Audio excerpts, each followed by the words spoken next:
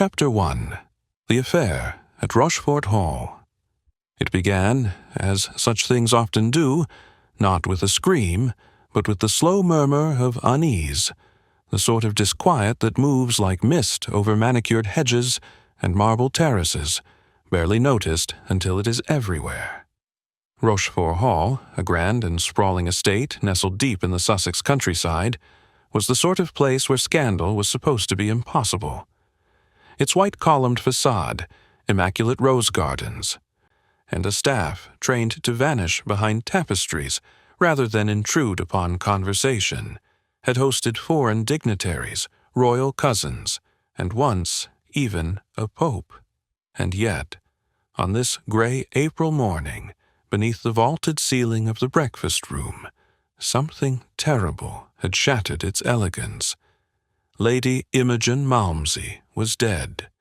She was found by the butler, Dunning, a man so discreet and proper that he hadn't altered his hairstyle since the coronation of Queen Victoria. He had entered the library promptly at 7:30 a.m., as he had every morning for the past 32 years, bearing a tray of Darjeeling, 3 digestive biscuits, and Lady Imogen's half-folded copy of the Times. He did not drop the tray. He did not cry out.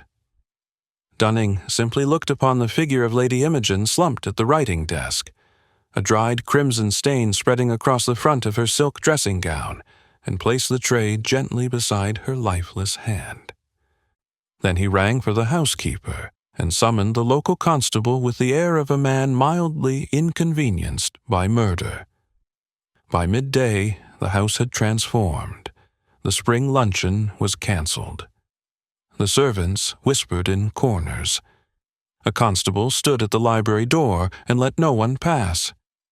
And in the drawing-room, Colonel Archibald Archie Malmsey, Lady Imogen's husband, was explaining to Inspector Cargill, a stout man with an unfortunate moustache, that it must have been a suicide.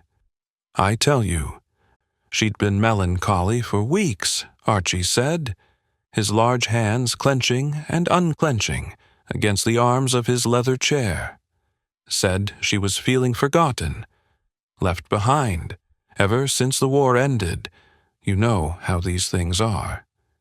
Inspector Cargill made a non-committal sound.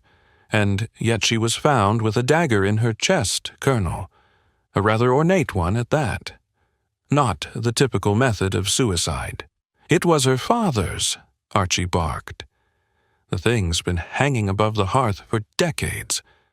Family heirloom. She could have, well, I don't know what goes through a woman's mind in those moments. Cargill leaned in. Did Lady Imogen say anything unusual last night? Any arguments? Visitors? There was dinner. 8 of us, including Imogen. We played bridge. She lost terribly, of course, always did. But no, nothing out of the ordinary. He paused, then added, You should talk to my stepdaughter, Vivienne. She and Imogen, they didn't always see eye to eye. The inspector scribbled something in his notebook and nodded. And this diary? Eh? The one she was found writing in. The page was blank. Oh, that old thing. Archie waved a hand. Imogen scribbled in it every morning. Devotional nonsense. Prayers and reflections. She believed in all that. But if it's blank, then perhaps she'd lost the words. Or the ink, said Cargill, more to himself than the colonel. Or the nerve. Upstairs. In the blue guest suite overlooking the East Gardens, Vivian Ashcroft paced. Tall, angular, and painfully elegant, she wore her grief like a Parisian shawl, barely draped, artfully torn. It was not suicide, she said aloud, to no one in particular. Imogen would not have ruined her own curtains. She hated blood. Downstairs in the pantry, the cook was sobbing quietly. I told her, she sniffled to the maid, I told her not to trust Miss Genevieve. Mark my words, that secretary's got secrets, No girl with cheekbones like that gets hired for her shorthand. And in the hall, just beyond the sight of the constable, a boy in a brown cap slipped something into his pocket, a page, hastily torn from a diary that appeared, at first glance, to be quite empty. By twilight, a subtle shift had passed through Rochefort Hall. Morning drapes were being discussed. A temporary coroner's assistant had arrived from Lewis. The press had not yet descended. But the gardener had already taken bets on how long it would take. It was then, just as the sky turned the color of overripe plums, that a sleek automobile came to a halt before the iron gates. From it emerged a small, fastidious man in a dark overcoat, his patent leather shoes gleaming even after the journey, and a hat placed at the most mathematically flattering angle imaginable. Hercule Poirot had arrived. Not summoned. No, he had been invited days earlier, long before Lady Imogen's death, by the late woman herself. A curious invitation, full of vague references to unease, and a shadow that grows. Poirot had not thought much of it at the time. Society ladies often mistook boredom for mystery. But now, standing beneath the portico with a raised eyebrow and a slight frown, he began to reconsider. Inside the drawing-room, Inspector Cargill looked up as the butler announced, "Monsieur Poirot." The name alone was enough to turn heads. Poirot bowed slightly, surveyed the room, and gave a small, satisfied nod. "Mes amis," he said softly, "let us begin. Chapter 2. The first clues. The library at Rochefort Hall retained a funereal hush long after Lady Imogen's body had been removed. The great room, walled in walnut panels and lined with leather-bound volumes, felt more like a mausoleum than a place of intellect. The morning shadows stretched long across the Persian rug, and the lingering scent of expensive perfume was faintly masked by the sharp tang of blood. Poirot stood by the large writing desk, where the fatal scene had unfolded, his gloved hands folded neatly before him, eyes narrowing with deliberate focus. The desk itself was in order, too much so. Not a pen out of place, not a blot of ink on the blotter, and the diary, lying closed beside the inkwell, appeared almost too pristine. Inspector Cargill hovered at Poirot's side, watching with a mix of suspicion and curiosity, as the famous detective bent to examine the inkwell. Poirot did not speak at first, simply lifted the silver lid and studied the dark fluid beneath it. He then turned his gaze to the quill resting nearby. It was clean, impossibly so, with not a trace of recent use. "Inspector," Poirot said finally, tapping a finger on the closed diary, "you say it was found open to a blank page?" "That's right. No writing at all, as if she had sat down to write something, then changed her mind." "Or as if she had written," Poirot corrected gently.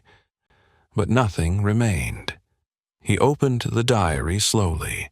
Its pages were faintly yellowed and held the perfume of old paper, but the last entry was indeed blank. Earlier entries, however, bore Lady Imogen's neat, flowing script, prayers, observations, and once a rather stern line noting that the parlour-maid had failed to dust a lamp. Poirot's eyes narrowed. The ink in the older entries was a rich blue, but now nothing at all. Not even an indentation of recent pressure. He took a pencil from his pocket, tilted the diary, and lightly brushed the lead over the page.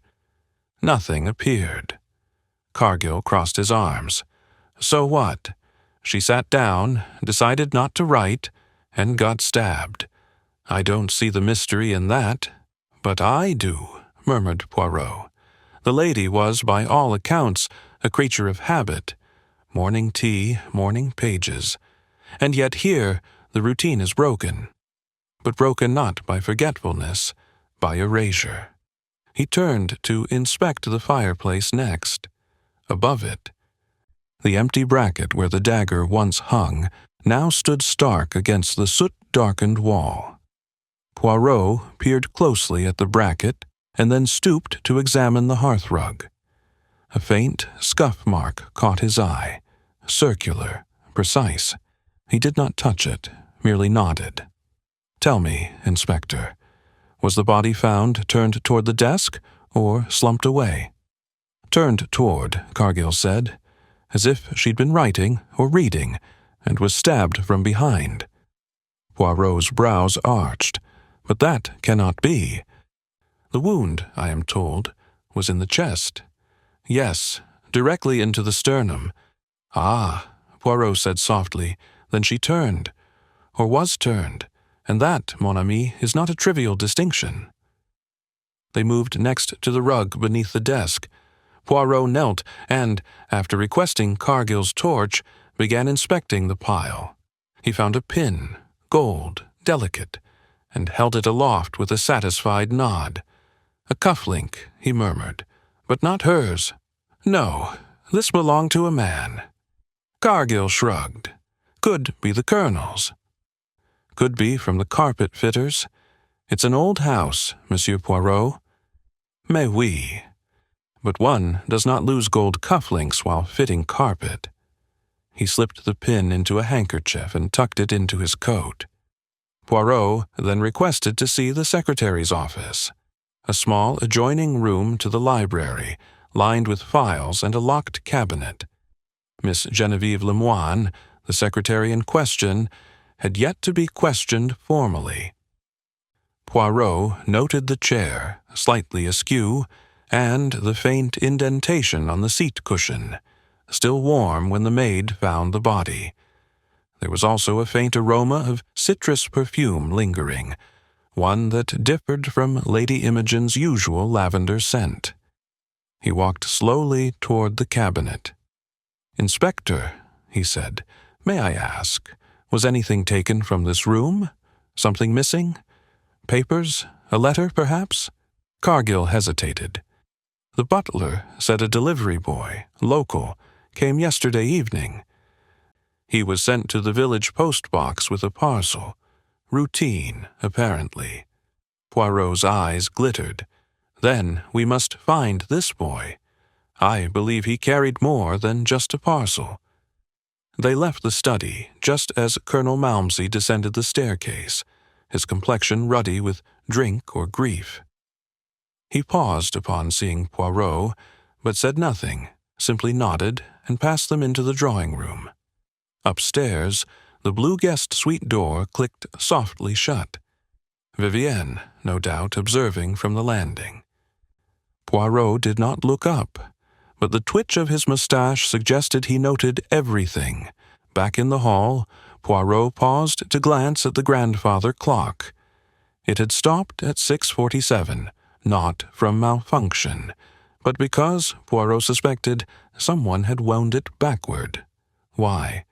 He did not say. Not yet. "Inspector," he said, voice low, "you see what I see?" Cargill frowned. "I see a murder in a locked house full of people who all swear they didn't hear a thing." Poirot nodded gravely. "And yet, everyone heard something. They simply do not know how to describe it. That, my friend, is where the truth waits, not in silence, but in the things people do not say." And with that, Poirot returned to the library, the case slowly taking shape within his mind, a puzzle not of blood, but of omissions, of contradictions, of secrets written without ink. Chapter 3. The Gathering of Suspects by midday. Rochefort Hall had taken on the stiff formality of a theater just before curtain, each player in place, each expression rehearsed. The drawing-room, with its velvet armchairs and ancestral portraits, became the setting for the first informal gathering, orchestrated not by Poirot, but by circumstance. The guests, or rather the suspects, moved with strained politeness, unsure whether to speak freely or keep to the safety of silence. Poirot sat near the fireplace, not imposing but ever present, his posture as impeccable as the shine on his shoes. He said very little, allowing the currents of tension and unspoken grudges to rise of their own accord. Colonel Archibald Malmsey presided over the room like a general in peacetime, heavy-set, brooding, and with a glass of sherry that had not left his hand since breakfast. His voice, when he did speak, was too loud, as though to cover something softer underneath. His stepdaughter, Vivian Ashcroft, stood by the window, her eyes scanning the garden paths with theatrical disinterest. She was immaculately dressed in mourning gray, with a cigarette held in her long fingers, more for effect than habit. Her face bore no signs of grief. If anything, it was amusement, thinly veiled, bitter amusement at the theater unfolding around her. Genevieve Lemoine, the secretary, sat slightly apart. Her French heritage was immediately obvious in the cut of her black dress and the neat severity of her hairstyle. She was younger than the others, mid-20s perhaps, and striking in a way that demanded discretion rather than admiration. She kept her eyes lowered, her hands still, but now and then her gaze flicked across the room with a kind of watchful calculation. Poirot noted this carefully. She had the bearing of someone accustomed to secrets, perhaps too accustomed. To the left of the hearth, the Reverend Horace Bellamy cleared his throat and looked uncomfortable. A close friend of Lady Imogen's since her philanthropic work with the church, he wore the sadness of her death like a borrowed coat, too big, too dramatic, and not entirely his. He clutched his Bible with white-knuckled hands, muttering phrases of comfort that fell awkwardly in the hush. Sitting beside him was Dr. Eloise Greer, the family physician, a woman of clipped vowels and clinical detachment. She observed everything with a cool detachment, like a scientist awaiting symptoms to appear. Poirot, ever the observer, watched them all as if at a chess match. Each move, each glance was a whisper of motive. He spoke only once, softly, almost as if to himself. A woman is dead, and yet no one grieves her. Curious, n'est-ce pas? The remark hung in the air. No one answered. At last, the butler, Dunning, entered with a silver tray of tea. The same routine, the same methodical precision. Poirot waved him over gently. "You have served this household long, Monsieur Dunning." "Since 1893, sir," the butler replied, setting the tray down with reverence. "I served Lady Imogen's father before her." "Then you knew her habits well?" "I did." Poirot lifted his cup but did not sip.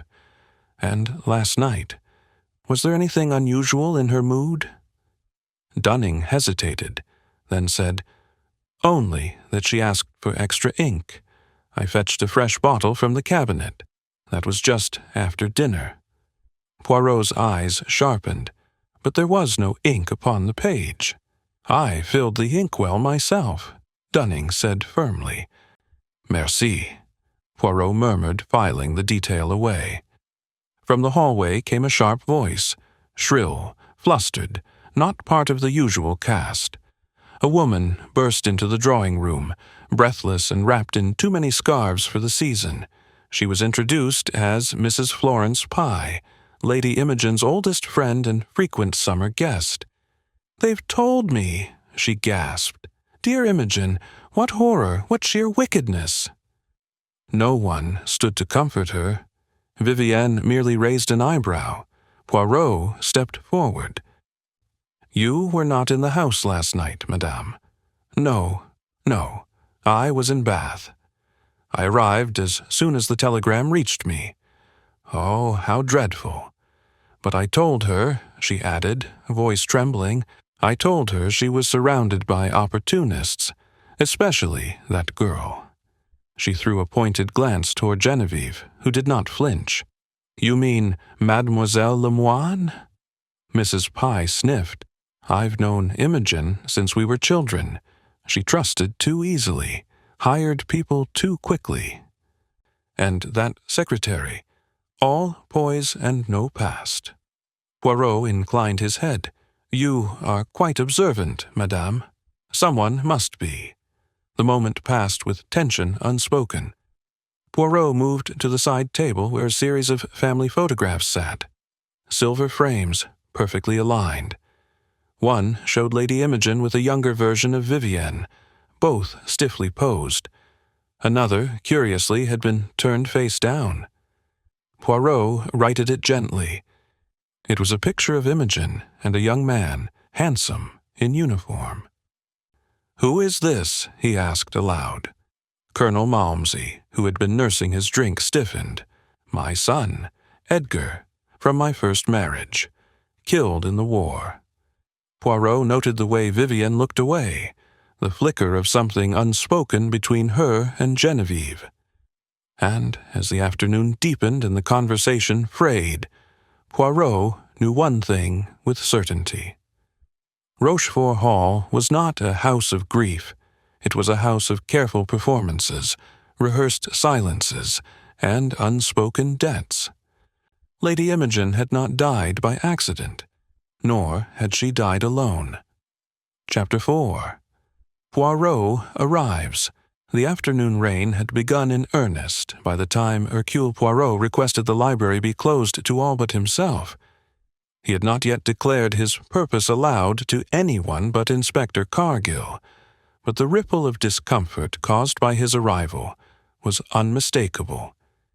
Even in silence, his presence seemed to disturb the natural rhythm of the house.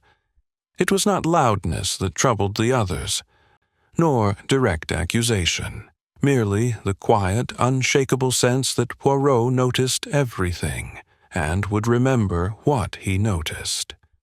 After an early supper served with exaggerated courtesy by Dunning, Poirot returned to the library and asked that each member of the household come to him one at a time, not for formal questioning, he said, but simply a conversation among civilized minds. The phrase was disarming enough to earn reluctant compliance, though it concealed the quiet precision of his method. He did not interrogate. He observed how quickly one replied, how often eyes wandered, whether a hand fidgeted with a ring or adjusted a watch unnecessarily. Colonel Malmsey was the first. He entered with the air of a man defending his own drawing-room, slouched heavily into the leather chair, and spoke in gruff monosyllables that bordered on contempt. Imogen was high-strung, always worried over nothing. Made enemies where there were none. Poirot inclined his head politely and asked about the dagger. "Family peace," the colonel said with a wave of his hand. "Hung over the fireplace for decades. She was the sentimental sort, liked to keep it polished." When Poirot asked who last touched it before the murder, the colonel hesitated, narrowed his eyes, and replied, "Couldn't say. Anyone, really." Next came Vivienne, gliding in like a stage actress awaiting her cue. She sat straight-backed, legs crossed, cigarette poised with precision. "Poor Imogen," she murmured, her voice soft but dry. "It's strange, isn't it? How sudden grief unmasks a house. You begin to see everyone as they truly are." Poirot smiled gently. "And how do you see them, mademoiselle?" She shrugged. "Genevieve wants to inherit what Imogen would never promise. Father's too proud to admit he loathed her. And Dr. Greer, well, she always kept a strange sort of interest in the family's medical records, shall we say." Poirot said nothing, but marked the bitterness in her tone. Vivienne was clever, and dangerous in the way cleverness turned inward can be. Genevieve Lemoine arrived with careful posture and a guarded smile. "Monsieur Poirot, it is not easy to be the only outsider in such a place. One is always watched. Poirot nodded. And yet you remained for many years. 3, she corrected. Lady Imogen offered stability. She liked my discretion. Poirot leaned forward slightly. Mademoiselle, I must ask, did you send any documents to the post last night? A slight pause. A parcel, she admitted. Some correspondence for Lady Imogen. Letters. Personal or business. Both, she said, then corrected herself. Mostly business. Poirot thanked her and let her go, though the tension in her fingers as she closed the door did not escape him. Dr. Greer's turn came next. She was brisk, formal, uninterested in pleasantries. Lady Imogen suffered from fatigue, insomnia, mild heart palpitations.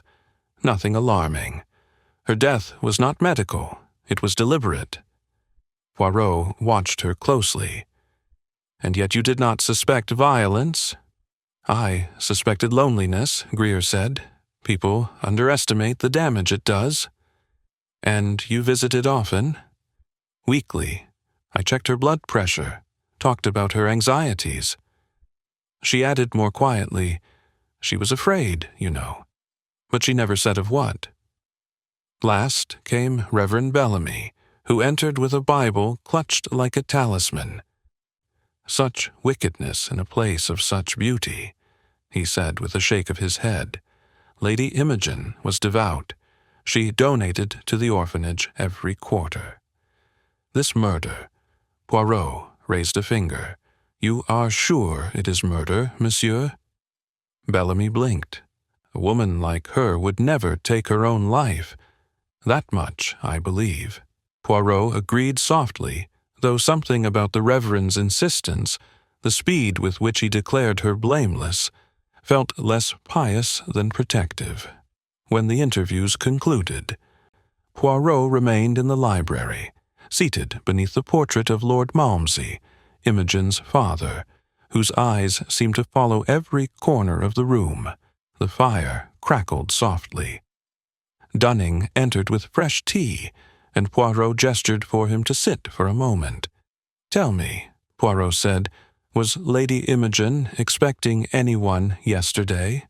Dunning hesitated. There was a note in the parlor, written in her hand. It read simply, "See me at once. The matter is closed." She left it on the tray for the evening post. But it disappeared before I sent it. Poirot tilted his head. Disappeared? By morning, it was gone. "Merci, Dunning," Poirot said, rising. "That will be all." Left alone again, Poirot walked to the writing desk and stared down at the blank page in the diary. Then he touched the inkwell gently and turned the base. It clicked. Inside was a small cavity, empty. But once, not long ago, it had held something. Poirot's eyes narrowed. He placed a hand gently over his heart and whispered, "The truth hides not in what is written, but in what was never meant to be read." Chapter 5. Initial interviews begin. The next morning arrived cloaked in mist, wrapping Rochefort Hall in a damp hush that made every footfall sound conspiratorial. Poirot, ever punctual, appeared at breakfast precisely at 8 o'clock, dressed immaculately in a pale gray suit with a matching cravat and a polished cane he scarcely needed. He greeted the assembled household with a quiet bonjour and took his tea without comment, though his eyes flicked, almost imperceptibly, from face to face. There was something taut in the air, a sensation shared by all present, the sense that a trial was underway, and no one knew whether they were witness or accused. After breakfast, Poirot requested the small parlor be made available for private discussions, and one by one, the residents of Rochefort Hall were summoned again, this time with a more specific purpose. His first interview that morning was with Vivian Ashcroft, who arrived with a sigh and a sense of controlled impatience. She sat with one leg crossed over the other, tapping her fingers lightly against the armrest. "You seem bored, mademoiselle," Poirot said pleasantly. "I'm exhausted, Monsieur Poirot. Grief doesn't become me. And this house, well, it's full of whispers, none of them flattering." "You had no fondness for Lady Imogen?" Vivian's smile was razor-thin. Fondness is such a bourgeois word. "Imogen married my father and expected me to vanish. I didn't. That annoyed her." She leaned forward slightly.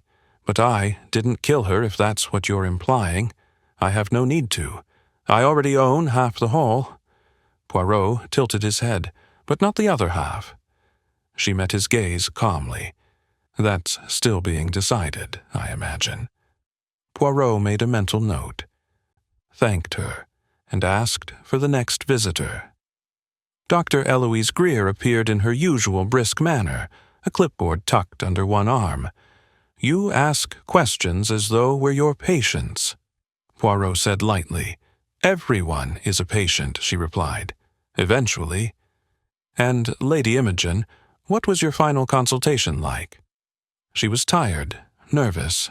Her heart was steady, but she mentioned having dreams, vivid, repetitive ones, about someone returning. "Returning?" Greer hesitated. "A man, I think." She didn't say who. Poirot leaned forward. "Do you believe her fear was justified?" Greer considered this. She had every reason to be afraid. Old families accumulate enemies like silverware. But physical danger? I thought not. I was wrong. Poirot's next guest was Geneviève Lemoine. She wore the same dark dress as the day before, her eyes heavy from lack of sleep but otherwise unreadable. "You were close with Lady Imogen, no?" Poirot asked gently. "I worked for her," Geneviève said calmly. "She was gracious but private." Poirot studied her. "You addressed and mailed several letters the night she died. Can you recall to whom they were sent?" She hesitated. "One to her solicitor, another to a charity in Norfolk, a third." She stopped, then said, "I believe she changed her mind. That one was never sealed." "Do you know what it said?" "No," she replied evenly. "But she burned it in the fireplace around 10 o'clock. Poirot's mustache twitched. "Interesting. And the missing ink?" "I topped the bottle myself," Geneviève said. "It wasn't missing when I left." Poirot let her go and called for Reverend Bellamy, who arrived clutching his hat, his damp collar askew. He looked less like a shepherd of souls and more like a man trying not to drown. "You knew Lady Imogen well," Poirot began. "She attended services regularly. She was a patron of our orphanage, as you've likely heard." "Yes, but I wonder, did she confess anything unusual to you recently?" Bellamy shifted. "She spoke of guilt, not her own, but inherited guilt, something her family had done." Poirot leaned in. "Did she name it?" "No. She said only, 'Some debts are old, but interest always collects.' I assumed it was metaphorical." Poirot thanked him and let him go. He was about to summon Colonel Malmsey when a knock came at the parlor door. It was Dunning. "Excuse me, sir," he said. "The boy you requested, the one who took the letter to the village post box. He's here. Shall I show him in?" "Please." The boy was about 14, pale-faced, with smudged trousers and an unsure stance. He twisted his cap in his hands as Poirot offered him a chair. "You delivered a package from Lady Imogen 2 nights ago, yes?" "Yes, sir. She gave it to me just after dinner." "And did you open it?" The boy hesitated, but then gave a sheepish nod. "It wasn't sealed proper, sir." "Slid open in my bag. I saw a letter inside. It was written in red." "Red?" "Looked like red ink, but funny smelling. Sweet. like fruit or perfume. Poirot's eyes sharpened. "Do you have it?" The boy pulled from his coat a folded slip of paper. "Found it in my satchel the next morning. Must have slipped out. I didn't read it. Honest." Poirot took it carefully.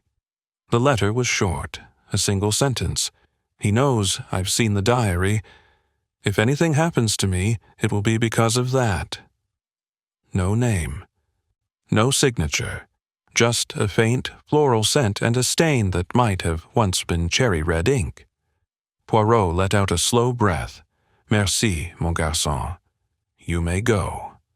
Alone again, he stared at the note and then at the ceiling above, where footsteps creaked faintly along the corridor. Somewhere in Rochefort Hall, someone knew what diary Lady Imogen had meant, and they had made sure its pages remained unread. Chapter 6. First false lead. The revelation of the strange, unsigned note had sent a fresh ripple through Poirot's thoughts. He walked the gravel path outside the drawing-room that afternoon, cane tapping thoughtfully against the stones, his gaze fixed not on the roses or clipped hedges but inward, where the details began to arrange themselves in delicate formation. The ink, the missing diary, the red-letter warning, all pointed to something deliberate, premeditated. Someone had silenced Lady Imogen before she could say more. And yet, silence, Poirot believed, always had a sound if one listened correctly. Inside the house, Inspector Cargill was growing impatient. He approached Poirot with a certain bullish confidence, a folded document in hand. "We've found something," he said, "a record of a visit by Lady Imogen's solicitor. He came just 2 days before the murder. She had asked to amend her will." Poirot raised his brows slightly, waiting. "The change," Cargill continued, "was to remove her husband as sole heir. She wanted to leave the majority of her estate to Miss Geneviève Lemoine." "Ah," Poirot murmured, "that is indeed most interesting." "Interesting. Its motive, plain as daylight. The secretary stands to gain everything. Imogen dies the next day, and we've just recovered something else. Her gloves, hidden behind the fireplace screen, blood-stained, small enough to be Miss Lemoine's size." Poirot considered this with a grave expression. "May I see them?" Cargill led him to the evidence table in the small study. The gloves were delicate kid leather, clearly a woman's, stained at the fingertips with what appeared to be dried blood. Poirot examined them in silence, then turned one inside out.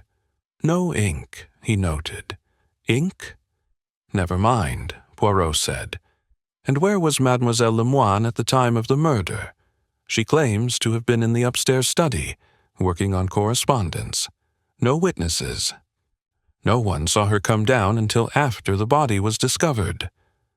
Poirot looked up. "And the gloves?" "Found just an hour ago. The maid was sweeping behind the screen and knocked something loose. Not the kind of thing you overlook." Poirot said thoughtfully. "No, indeed." Later that day, Cargill assembled the household in the library, and, with no small amount of satisfaction, announced that Miss Geneviève Lemoine was now under suspicion.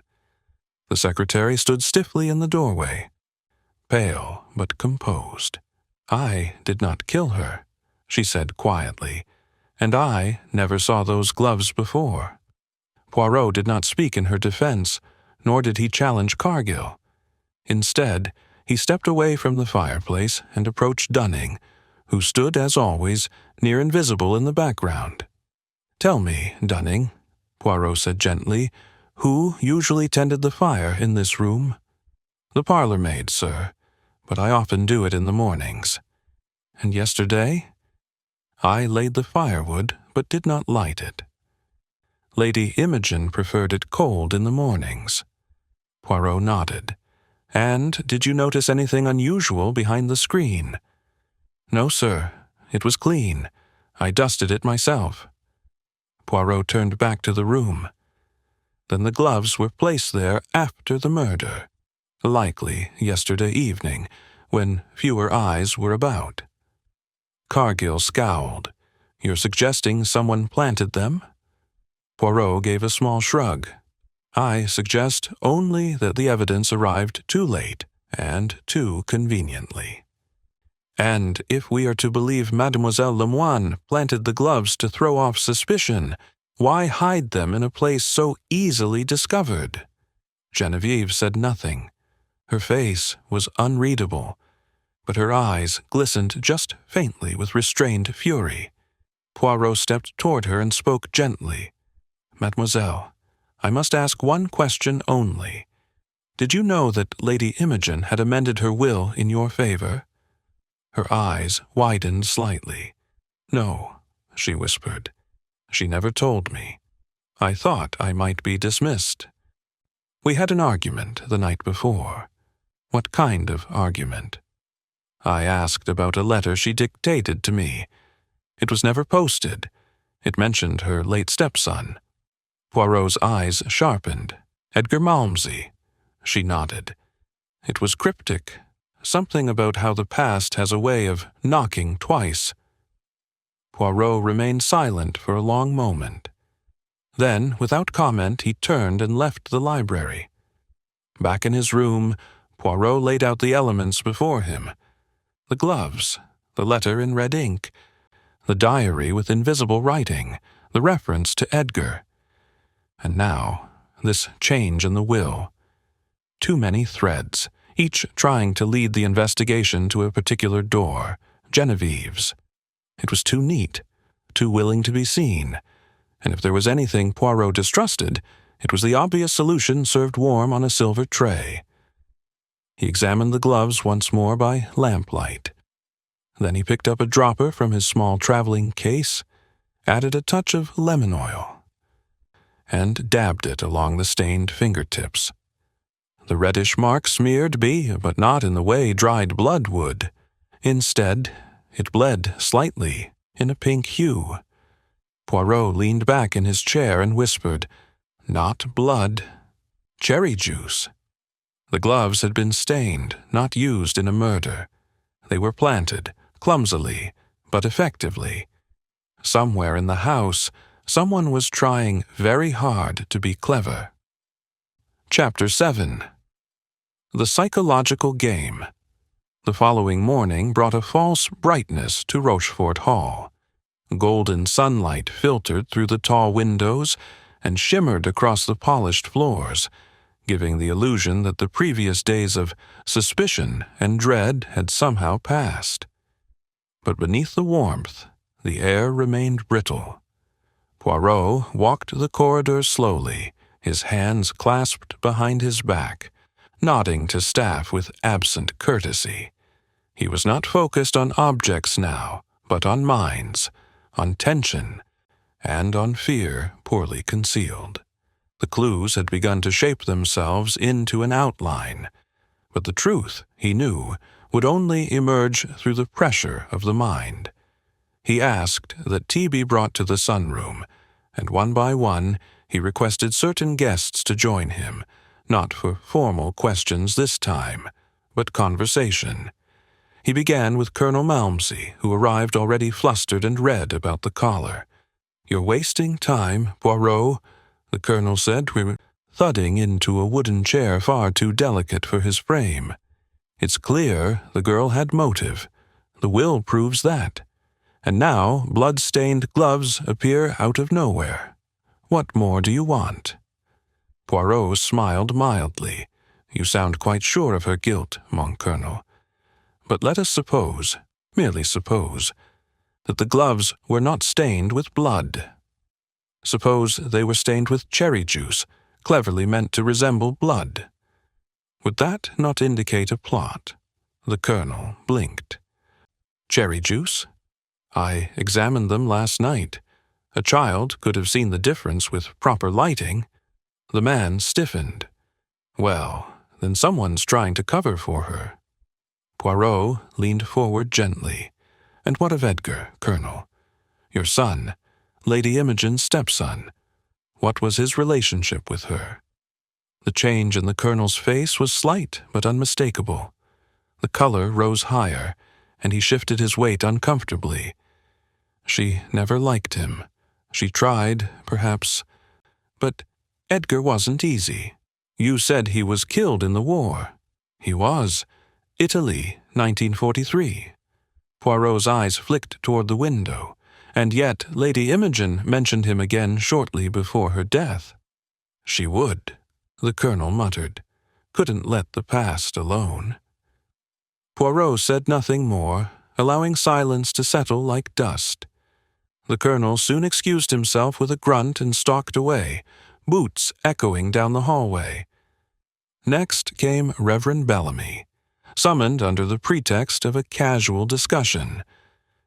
He arrived with his Bible once more, but this time he left it unopened on the table. "Reverend," Poirot said softly, "you mentioned that Lady Imogen spoke of inherited guilt, a family sin." "She did," Bellamy nodded, "and she feared it might revisit her in some form. I assumed she meant financial troubles, or old quarrels returning." "You never asked for specifics." "I did, but she became evasive. She quoted scripture instead." Poirot watched him. "Did she ever speak of Edgar Malmsey?" Bellamy's lips thinned. "That boy was troubled, Monsieur Poirot. Clever, but twisted. There were rumors years ago. Ugly ones. Lady Imogen kept them buried. Perhaps she thought death had ended them." Poirot offered a tight nod. "Perhaps. But perhaps they were only buried shallowly." He paused, then added, "You are certain Lady Imogen believed someone had returned?" Bellamy hesitated. "She said she felt watched. That someone had come to the house recently who had no right to be there." "Who?" "She didn't say." Poirot dismissed him and sat alone in the warm stillness of the sunroom, thinking. The gloves had been planted. The will had been changed. But these were not the signs of a spontaneous crime. This was strategy. And to break strategy, one must find the weakest point in the mind behind it. Poirot next asked Vivienne to join him. She arrived with deliberate slowness, her dress perfectly pressed, her tone dry. "You've summoned everyone for your private chess match," she said, settling beside him. "I suppose it's my move now." Poirot smiled. "But of course. You are an observant woman, mademoiselle. You've seen the tensions in this house, the ambitions. You knew about the will, didn't you?" Vivienne's expression flickered. "No, but I guessed. Imogen had a habit of rewarding loyalty she didn't deserve. And you did not care for Genevieve. I don't care for most people, Monsieur Poirot. Least of all, someone who keeps secrets so easily." Poirot nodded, his voice gentle. "Did you ever suspect Lady Imogen was being threatened?" "No," Vivienne said quickly. Then, more slowly, although she did keep to herself more lately. She locked her bedroom door. That was new. "Did she ever mention a diary?" Vivienne's mouth twitched. She had several, but there was one she kept in a separate drawer. It had a brown cover, thin pages. I only saw it once. She called it her memory book. I assume it's gone now." "Indeed." Poirot leaned back. "One final question, mademoiselle. Did your brother, Edgar, ever write to you during the war?" She froze for a moment, just long enough. "We weren't close. But he wrote." Vivienne glanced away. "Yes, once or twice. Then he stopped. Father said he'd been killed near Naples." Poirot stood slowly. "Thank you, mademoiselle. You have been very illuminating." That evening, Poirot dined alone in his room. He ate with quiet precision, then sat at the small desk with a stack of notes. A thread was beginning to loosen, not from evidence, but from emotion. Someone in this house was fraying under pressure, and that unraveling, Poirot believed, would soon betray them. Not with a confession, but with something smaller, a glance held too long, a phrase too rehearsed, a truth concealed in the wrong place. He had applied pressure, gently, cleverly, and tomorrow he would pull tighter still. Chapter 8. A Secondary Mystery. The dawn of the third day broke dull and windless, with a silvery haze hanging low over the lawns of Rochefort Hall. A storm had passed in the night, and the air was heavy with the scent of wet earth and soaked roses. The household stirred more slowly now, subdued by days of confinement and increasing tension. Lady Imogen's absence no longer felt strange. It had settled into the house like a permanent shadow. But Hercule Poirot knew that the game was not yet at its midpoint. A second move was coming, and it would not be long delayed. It arrived, as such things often did, without warning. At 9:10, a shout echoed from upstairs, sharp, panicked, followed by hurried footsteps. Poirot was in the hallway instantly, emerging from the morning room as Colonel Malmsey stumbled down the grand staircase, red-faced and out of breath. "It's Genevieve," he barked. "She's collapsed, in the corridor outside the library." Poirot rushed up behind him, overtaking the colonel with startling swiftness. Miss Genevieve Lemoine lay on the floor, one gloved hand still clutching the brass handle of the library door. Her eyes fluttered, unfocused. A porcelain teacup, shattered in 3 pieces, lay nearby. The scent of something chemical, sharp, acrid, lingered faintly in the air. Dr. Greer was summoned within moments. Poirot and Inspector Cargill watched as she examined the young woman's pulse, breath, and pupils. "Poison," she said tightly. "Not lethal, thank God, but enough to drop her. In her tea, no doubt." Poirot crouched by the remnants of the cup, sniffed one shard, and nodded. Bitter almonds. Traces only. Cyanide, or something mimicking it. He looked up. "Who prepared her tea this morning?"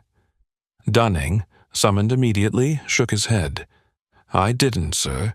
Miss Genevieve takes her breakfast later.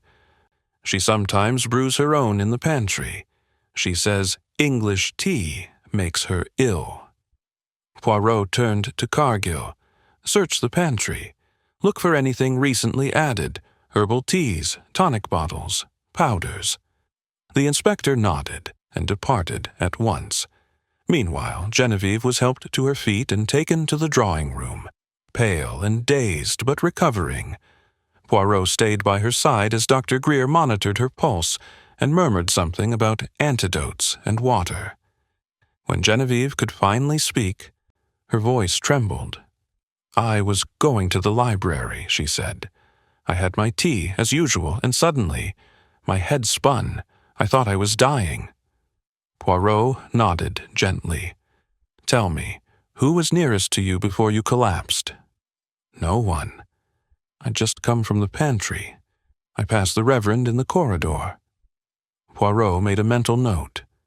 "Did you drink the tea immediately after preparing it?" She hesitated.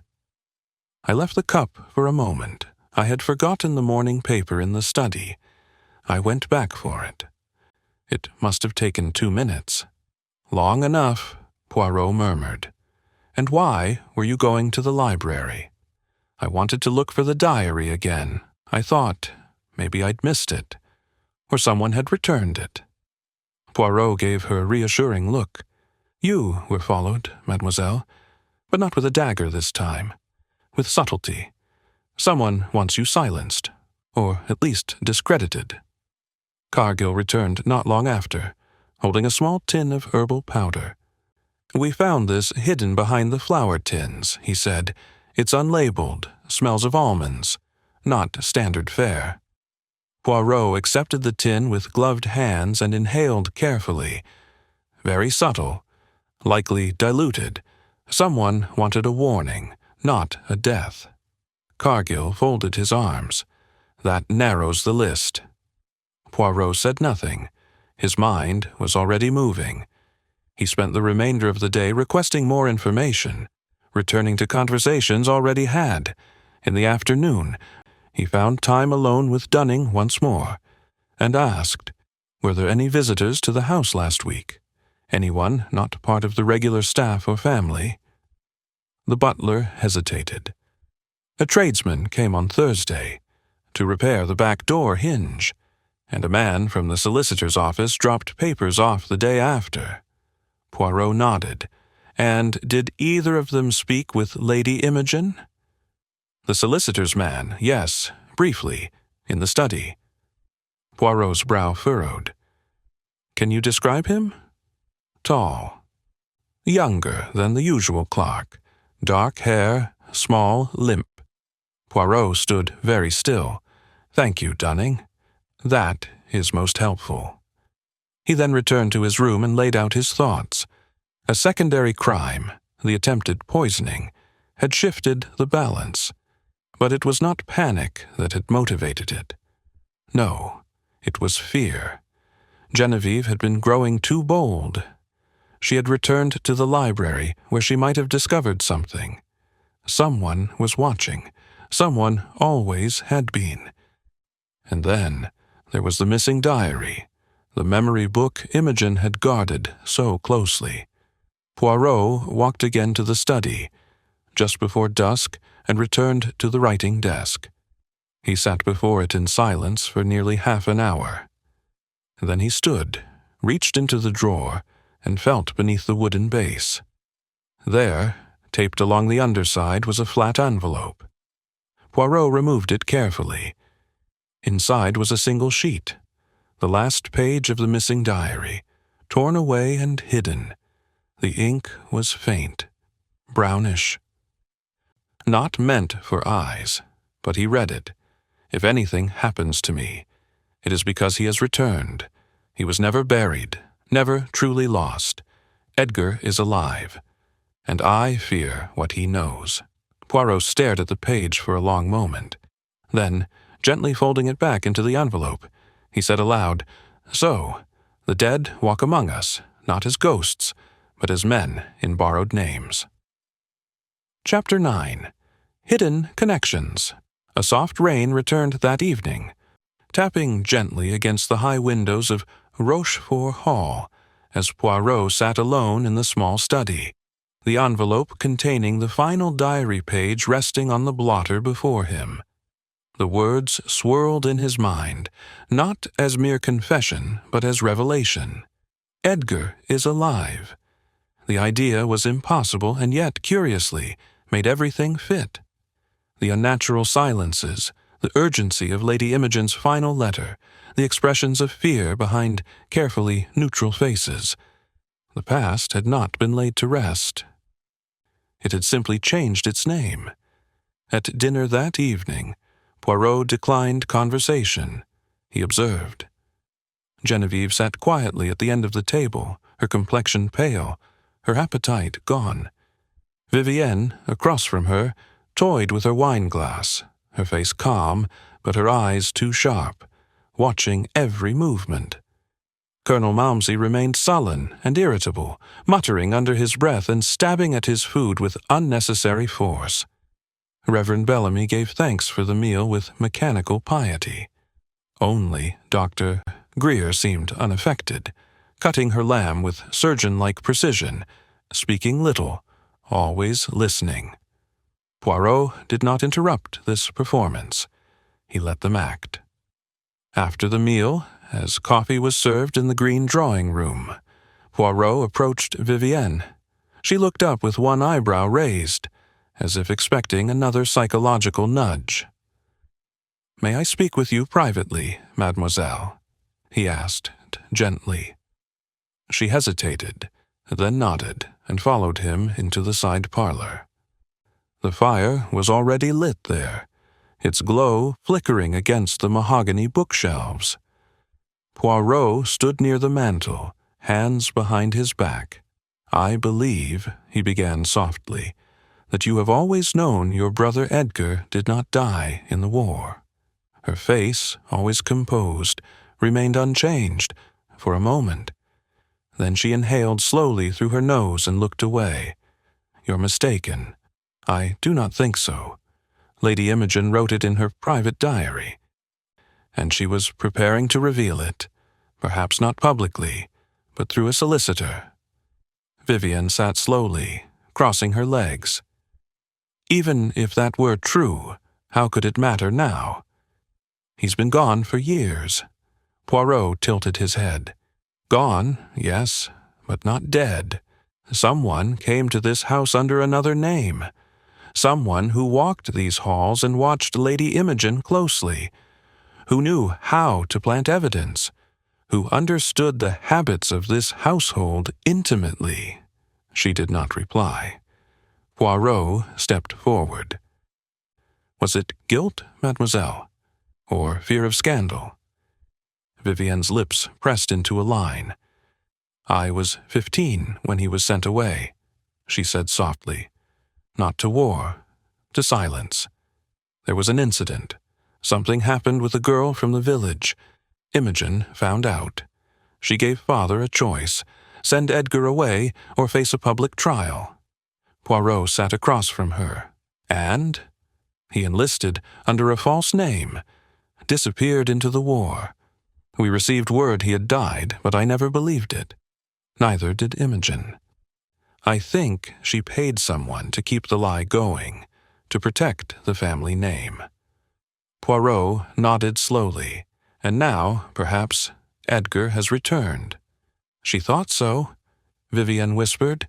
2 weeks ago, she told me she'd seen someone in the village, a man with a limp. She said it was him.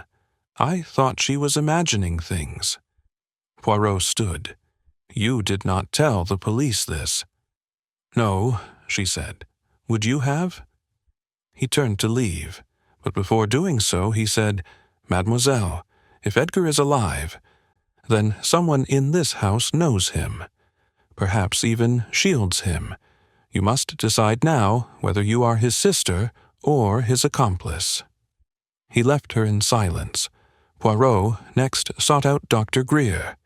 She had retired early to her quarters, a small room adjoining the guest wing, where she kept her surgical bag and medical files in perfect order. She opened the door to him without surprise. "You've learned something," she said calmly. "I have learned," Poirot said, "that Lady Imogen feared not the stranger, but the familiar. Someone she once protected, and now no longer could." Greer folded her arms. "You think I know where Edgar is. I think you once treated a man who was not what he claimed to be." She said nothing. Poirot stepped closer. "If I were to search your files," he said, "would I find a patient with a limp and a false surname?" Dr. Greer's eyes narrowed. "There was a man. He came 6 months ago. Claimed to be a gardener from the next county. Wanted treatment for nerve damage in the leg. I thought little of it until I saw him speaking to Dunning. They knew each other. Poorly masked surprise, but clear." Poirot's voice softened. "What was his name?" "William Hart." Poirot nodded. "But that was not his real name." "No." Poirot left her and found Dunning in the servants' hall. The butler stiffened at his approach, but did not flee. "Mr. Dunning," Poirot said gently, "do you remember a boy named Edgar?" Dunning's eyes flickered. "I served the boy when he was 10. Then he vanished. No explanation. Only silence." Poirot leaned closer. "But he came back." Dunning swallowed. "Yes, a month ago. Called himself Mr. Hart. Said he was working with the solicitor. I let him in. Once. I never saw him again." Poirot stepped back. "You knew he was dangerous. I knew he'd come to punish someone." Poirot said nothing. He turned and walked slowly through the corridor, past the drawing room, past the darkened library where Imogen's blood had dried into the grain of the desk. Somewhere in the house, the past had returned not as memory, but as man. Not long ago, someone had brewed a cup of poison, not to kill, but to frighten, because the diary had vanished, because the truth was no longer buried, because Edgar Malmsey had come home. Chapter 10. Poirot's Secret Clue. The morning after Vivian's confession and Dr. Grier's reluctant admission, Rochefort Hall lay in a strained quiet, as though the walls themselves were bracing for what would be uncovered next. Poirot took his tea alone on the east veranda, eyes fixed not on the view, but on the steam curling from his cup. Something had shifted. The case had been about motive, about money, about inheritance, but now it had become something older, a return, a reckoning. Someone was hiding in plain sight. And yet, Poirot could not yet point his finger. The facts were forming their own constellation. But the brightest star, the inconsistency, the crack in the narrative, had not yet fully revealed itself. But it would. Late that morning, Poirot requested that he be left undisturbed in the library. The rain had cleared, and faint sunlight broke through the dust-misted windows, casting lines of amber along the floorboards. He stood before the writing desk where Lady Imogen had met her end. Everything was as before. The blank diary, the clean inkwell, the preserved blotter. But it was not these obvious things that now concerned him. No. Poirot turned to the desk chair. He lowered himself slowly, assuming the posture of a woman about to write. His eyes fell naturally on the far corner of the desk where the ink and blotter were positioned. Then, very carefully, he looked at the floor beside him. There, beneath the right side of the desk, barely visible unless one crouched or dropped a glove, was a small, pale smear against the dark wood grain of the floorboard. Poirot reached into his pocket and produced a small linen cloth. He dabbed it gently against the mark and brought it to his nose. Almond, but faint, fainter than the tea. Older. Poirot stood, now certain. Lady Imogen had dropped something, perhaps the poisoned letter, perhaps the pen used to write it, and reached to retrieve it. And it was then, perhaps kneeling or turned away, that someone struck, but from the front, not the back. The wound had been to the chest.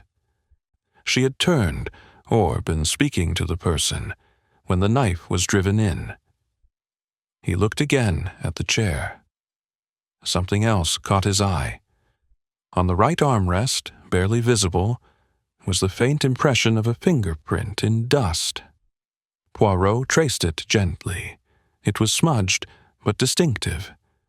Someone had leaned in, someone left-handed. He said nothing to the others. Not yet.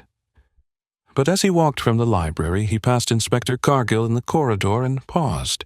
"Tell me, mon ami," Poirot said softly, "in your search of the servants' quarters, did you happen to inventory their tools? Tools. Knives, for example.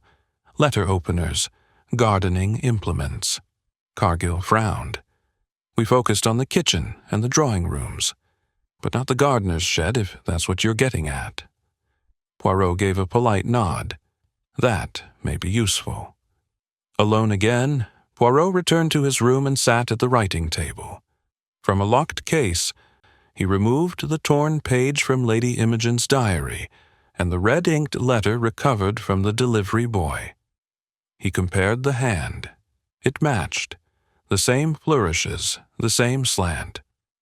Lady Imogen had written both, and had done so using a red liquid that was not ink. Poirot opened a new envelope and began writing a letter of his own, addressed not to the police nor to the coroner, but to a name he had only now confirmed: Edgar Malmsey. He sealed it, then tucked it into his inner coat pocket. Later in the day, he summoned Dr. Grier once more, ostensibly to check on Genevieve's recovery. But it was not her medical opinion he sought. "You are left-handed, doctor?" he asked lightly as she closed her bag. "I am," she said, not looking up. "Why?" "No reason," Poirot said pleasantly. But it was a reason, a detail, a placement of pressure. He next visited Vivienne, finding her by the piano in the blue parlor. She was playing softly, a melody Poirot recognized, a French lullaby, melancholic and circular. She stopped when he entered. "You look like a man who's nearly solved something," she said. Poirot tilted his head. "Do you know what intrigues me, mademoiselle?" The diary was missing, yet a single page remained. Why? Vivienne shrugged. Perhaps she tore it out in a panic. Perhaps. But the murderer had time to remove the whole book. Why leave the most damning page? Maybe they didn't see it. Or maybe they wanted someone to find it. Not the police. Not even me. Someone specific. Vivienne's eyes narrowed. Who? Poirot smiled. That, mademoiselle, is what I am about to find out. That evening, Poirot requested a fire be lit in the library. He sat before it with a small book of poetry in hand, but he did not read. He waited. Shortly before midnight, he heard footsteps. Slow, measured. A shadow passed across the glass of the door. It opened, and in stepped a man with a limp. Poirot did not rise. "Bonsoir," he said gently. "Or shall I say, welcome home." "Monsieur Malmsey?" The man paused, then closed the door behind him. "You knew," he said. Poirot nodded. "Lady Imogen saw you. She wanted to expose the truth. I never meant to kill her." "I do not think you did." Poirot rose, walking slowly toward the man, but someone did. "And now they are watching us both, because soon they will think you've said too much." The man's eyes widened. "You're using me as bait." Poirot's smile faded. "No, monsieur, I am using you as a mirror. The killer will look at you and see their past mistake reflected, and from the corridor, just beyond the crack of the door, a shadow moved." Chapter 11. Tensions Rise. The next morning dawned with a peculiar quiet, the kind that settles not from peace, but from tension coiled so tightly it dares not move. Rochefort Hall had changed, not in its furnishings or rooms, but in the eyes of its inhabitants. Something had cracked in the stillness, and now every glance lingered too long. Every gesture felt rehearsed. At breakfast, the table was fuller than it had been in days, yet no one spoke above a murmur. Poirot ate in silence, methodically, observing the room as if he were conducting an orchestra where every player had lost their sheet music. His gaze moved from Genevieve, pale and rigid, to Vivienne, who no longer played at detachment. Then to Colonel Malmsey, whose fork scraped his plate as though digging through guilt itself. And lastly to Reverend Bellamy, who sipped his tea with too much care, his hands unusually steady. Later that morning, Poirot made no secret of having had a visitor the night before. In fact, he let it be known quite casually to Inspector Cargill that Edgar Malmsey had returned, alive, uninvited, and not entirely welcome. The news spread through the house like a tremor.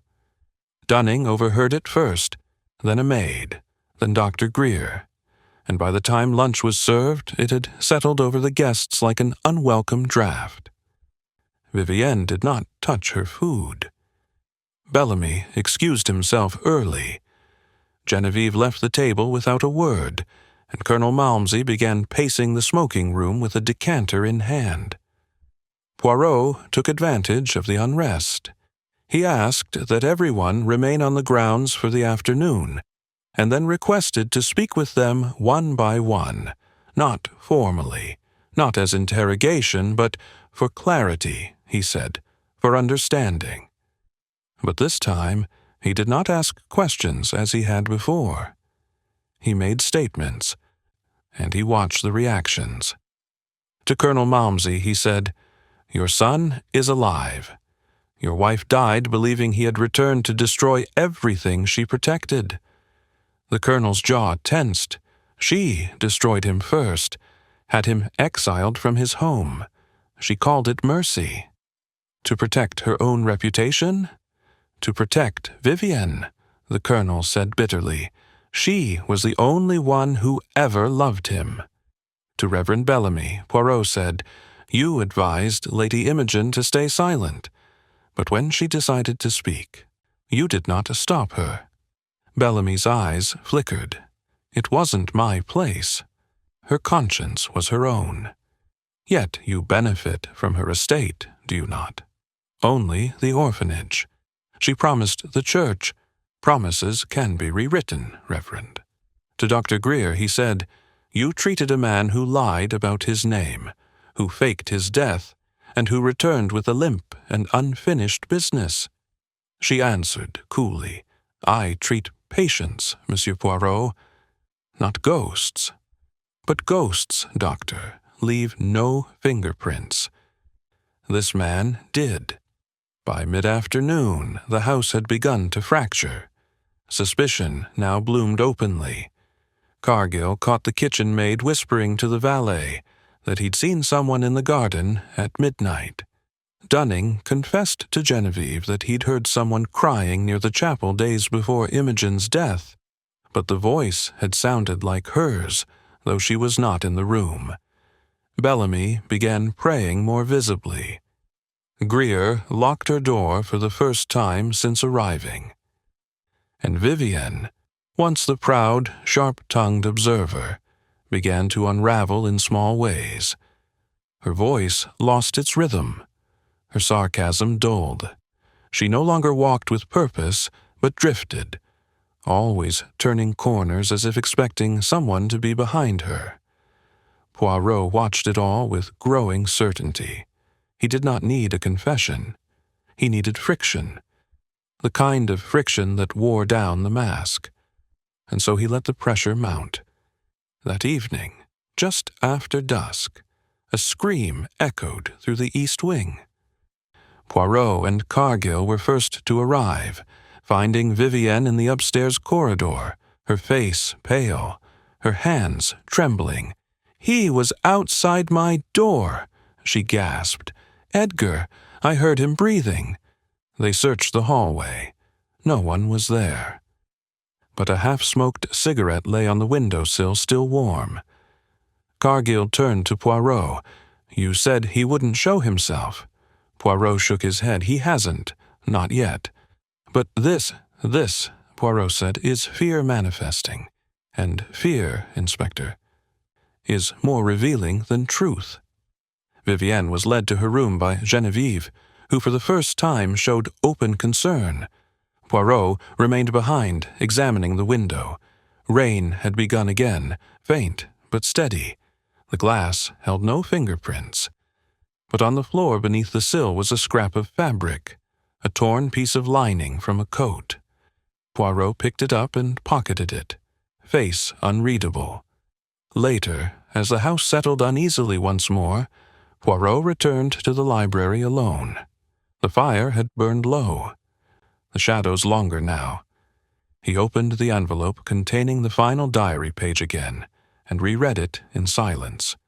He was never buried, never truly lost. Poirot whispered, "But perhaps, madame, it was not him you feared, but what he would expose." He stepped to the desk once more, placed the scrap of fabric beside the false, blood-stained gloves, and looked toward the door. The killer, he knew, was running out of time, and running out of lies. Chapter 12. The Confrontation. By the following morning, a kind of brittle silence had taken hold of Rochefort Hall, the type that comes not from exhaustion, but from the collective holding of breath. The house was no longer just uneasy. It was tense, to the point of shattering. Doors were now closed when they had once been ajar, glances sharpened, and the echo of footsteps in the corridor seemed to linger longer than they should. Poirot, however, moved through it all with the calm precision of a man who already knew the outcome. His manner was no longer gentle. It was deliberate. He had reached the part of the puzzle where every falsehood had shown its edge. Now, he needed only one more mistake. He asked that no one leave the estate and informed Inspector Cargill that a confrontation was imminent. "The killer," Poirot said, "is not running away. They are circling, waiting for their opportunity to cover what has already been done. But the past, mon ami, cannot be buried forever. It grows restless." That afternoon, Poirot took a walk through the garden, knowing someone would follow. He stopped beneath the stone gazebo near the reflecting pool and waited, hands folded behind his back. A light drizzle had begun to fall, soaking the hedges, beating across the surface of the water. Behind him, footsteps crunched wet gravel. He did not turn around. "You have been watching me for days," Poirot said quietly. "Why now do you come so close?" There was a pause. Then a voice answered, not fearful, but steady. "I had to know what you planned to do with him." Poirot turned slowly to face Vivienne. She looked tired now, hair pinned hastily, her jacket buttoned unevenly. The poise she wore like armor had been stripped away. She met his gaze, unflinching. "You know it was him who frightened her," she said. "It was Edgar. He came back to shame her, to remind her what she did to him. She tried to buy him off. When that failed, she wrote the letters. That diary wasn't her confession. It was her warning." Poirot nodded slowly. "But it was not Edgar who killed her." Vivienne swallowed hard. "He came to me, you know, before any of you realized he was here. He knocked on my window and told me he had returned. I thought I had imagined him. He looked like a ghost. And you let him in." "Yes," she said. "I gave him money. I told him to leave. I thought he would go. But the next morning, Imogen was dead." Poirot stepped forward. "No. The next morning, you made it look as though she had been killed by him. You planted the gloves. You took a page from the diary and hid it in the desk. You ensured the note with the red ink would be found by the boy." Vivienne's mouth twitched, but she said nothing. "You feared what would happen if the truth came out," Poirot continued. "That your brother had returned not for revenge, but for justice. That your father had known. That Lady Imogen had agreed to conceal a crime that Edgar may never have committed." "She destroyed him," Vivienne said coldly. "She stripped him from our lives, forced him into hiding, made us grieve someone who wasn't even dead. I watched my father drink himself into numbness. I watched Edgar become a ghost in my own mind. And when he came back, she pretended it had never happened. She said he couldn't stay. She said he would ruin everything." Poirot stepped even closer now. "So you did what she was too afraid to do. You silenced her." Vivienne's hands trembled. "I only meant to scare her, to take the diary and expose the truth myself. I came to the library that night. I confronted her. She didn't scream. She looked at me like she always had, disappointed, distant. And then she told me I was just like him." Poirot lowered his voice. "You struck her." Vivienne's eyes were wet now, not from grief, but from fury. She wouldn't listen. "I didn't plan it. I picked up the dagger, and I meant to threaten her. But she stepped toward me. She told me to go upstairs like a little girl, and I just—" Poirot nodded solemnly. "You drove it into her chest. I didn't even feel my hand move. There was a long pause. Poirot took a breath and looked up at the gray sky. You cleaned the scene, removed the ink, hid the gloves, planted the page. Everything you did afterward was calculated. Vivienne nodded faintly. Because no one would believe me if I told the truth. They would think I killed her out of spite, out of greed. Poirot looked at her with a quiet sadness. And yet the truth, mademoiselle, has revealed you, not as a jealous daughter, but as a woman crushed beneath too many secrets. She said nothing more. That evening, Poirot met with Inspector Cargill in the drawing-room and handed him the scrap of cloth, the gloves, and the final page of the diary. He said nothing of the confession. Only that the puzzle was solved.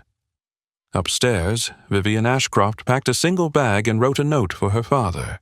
She did not attempt to flee. She had already been running for years. Chapter 13. A desperate attempt to escape. The storm rolled in just after dusk, wind curling through the hedgerows, rattling the old window panes of Rochefort Hall like a long-forgotten guest come back for something it had left behind. Inside, the atmosphere had settled into a tense, aching stillness. The guests stayed close to their rooms. Footsteps were rare in the corridors, and the usual clink of glassware or polite conversation had faded into wary quiet. Poirot remained alone in the library, seated in the high-backed chair near the hearth, though the fire had long since gone to embers. He was not reading. He was waiting. Upstairs, Vivienne moved like a shadow. She walked quietly from her room into the hall, her small leather bag gripped tightly in one hand, her coat drawn close.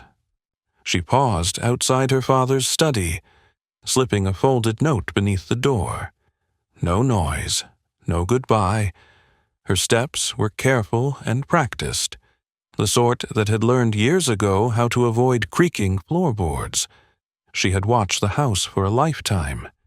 Now she hoped it had not been watching her. She descended the servants' staircase toward the back of the house, the part rarely used now except by staff. The narrow hallway led to the garden door, bolted at the top. She reached up, slid the bolt free, and let the door drift open to the rain. Beyond it, the garden twisted into darkness, thick with hedge and shadow. Her boots sank into wet grass. She moved toward the orchard path that skirted the estate wall, her breath quickening with each step. But Poirot was already outside. He had known, the moment he heard the faint metallic click of the garden door bolt, that it would be her. Not because she was running from justice, not yet, but because she was fleeing the moment when the truth would no longer be hers to shape. He stood beside the stone arch of the gardener's shed, partially cloaked by ivy. He waited until her silhouette passed under the iron arch at the rear of the garden, the wind catching the hem of her coat. "Do you flee from ghosts, mademoiselle?" Poirot called softly. She froze. The bag slipped from her hand and thudded into the wet grass. He stepped forward. "Or do you flee from the image of yourself, reflected in what you have done?" Vivienne didn't move for a long time. The rain glistened on her shoulders. When she finally turned, her face was streaked with water, or tears, he could not say. "You weren't going to stop me," she said quietly. "You had no intention of having me arrested." "I gave you space," Poirot replied, "to see if you could live with what you have done. But your silence speaks now more clearly than any constable's report." She looked away. "If I stayed, they'd think it was only money, that I envied her, hated her. But it was more complicated than that." Poirot walked slowly toward her, his voice calm. The motives of the heart are always complicated, mademoiselle, but murder simplifies everything. It reduces years of love and resentment and memory into a single terrible act. And that act cannot be taken back. "I didn't plan it," she said, her voice small. "I didn't mean for her to die. I only wanted her to understand." "She understood," Poirot said gently, "and then she died, knowing that you had become the very thing she feared Edgar would be." Vivienne looked down. The rain was falling harder now, soaking the grass, soaking them both. "I was going to turn myself in," she whispered. "I left the letter. But then I thought, maybe I could disappear." Poirot looked into her eyes, not with anger, but with a deep, mournful pity. "Disappearance is never as complete as one imagines. The past follows. The conscience echoes. You would not vanish, only shrink day by day into something smaller than yourself." She looked around once, then back toward the house. The windows glowed faintly behind them. "He'll hate me, you know. Father." "No," Poirot said. "He will grieve, but perhaps he will also understand. You are not the only one who kept secrets in that house." A moment passed in silence. Then slowly she stepped back toward the path, retrieved her bag, and handed it to Poirot. Inside the house, Inspector Cargill had begun pacing near the vestibule, checking his watch, glancing out the window into the gloom. When the garden door creaked open again, and Poirot stepped inside, Vivienne just behind him, the inspector straightened. "She was leaving," Poirot said quietly, "but she is not running anymore." Cargill took her gently by the arm. She did not resist. That night, as the storm pressed against the windows and the wind cried low through the old halls, Poirot returned once more to the library. He stirred the fire back to life and sat with his thoughts. The murder had been solved, yes, but the echo of it, the years of silence, the fractured loyalties, the return of a long-lost son, those would linger long after any prison door closed behind Vivienne Ashcroft. And Poirot, watching the flames flicker, knew that justice had been served. But peace might still take time. Chapter 14. The final piece falls into place. The following morning broke calm and gray, the storm having passed in the night, leaving behind a soaked garden and wind-bent hedges. The air inside Rochefort Hall felt thinner now, like something had lifted. Not joy, certainly, but weight. With Vivienne in custody and the silence broken, the household moved carefully, as if each step might disturb whatever fragile balance remained. Poirot rose early and took his breakfast in solitude, requesting only black coffee and a small slice of toast. He said little, not from weariness, but from focus. Something still lingered in his mind, a question not yet fully formed, but pressing at the edge of clarity. After breakfast, he walked the length of the main corridor, passing each closed door with the same steady rhythm, until he stopped outside the Reverend Bellamy's room. He knocked gently, then opened the door with quiet authority. Bellamy was at his writing desk, the Bible open before him, though his hands rested in his lap. He looked up, startled but not indignant. "You've come for more questions," Bellamy said softly. "I have come," Poirot said, "because something still puzzles me." He entered and closed the door behind him, standing near the window. The trees outside swayed gently, the sky a pale silver. Vivienne confessed, "That is true," but not to the whole picture. She admitted to confronting Lady Imogen, to lashing out in a moment of emotion, but there are details that do not match. Bellamy's brow furrowed. "What details?" Poirot turned toward him, hands folded. Lady Imogen was stabbed cleanly in the chest. once at close range. There was no struggle. The chair remained in place. The rug was undisturbed. Vivian, in her grief and fury, would not have delivered such a precise blow. It was not the act of a daughter in despair. It was the act of someone who had no doubt. Bellamy's face tensed.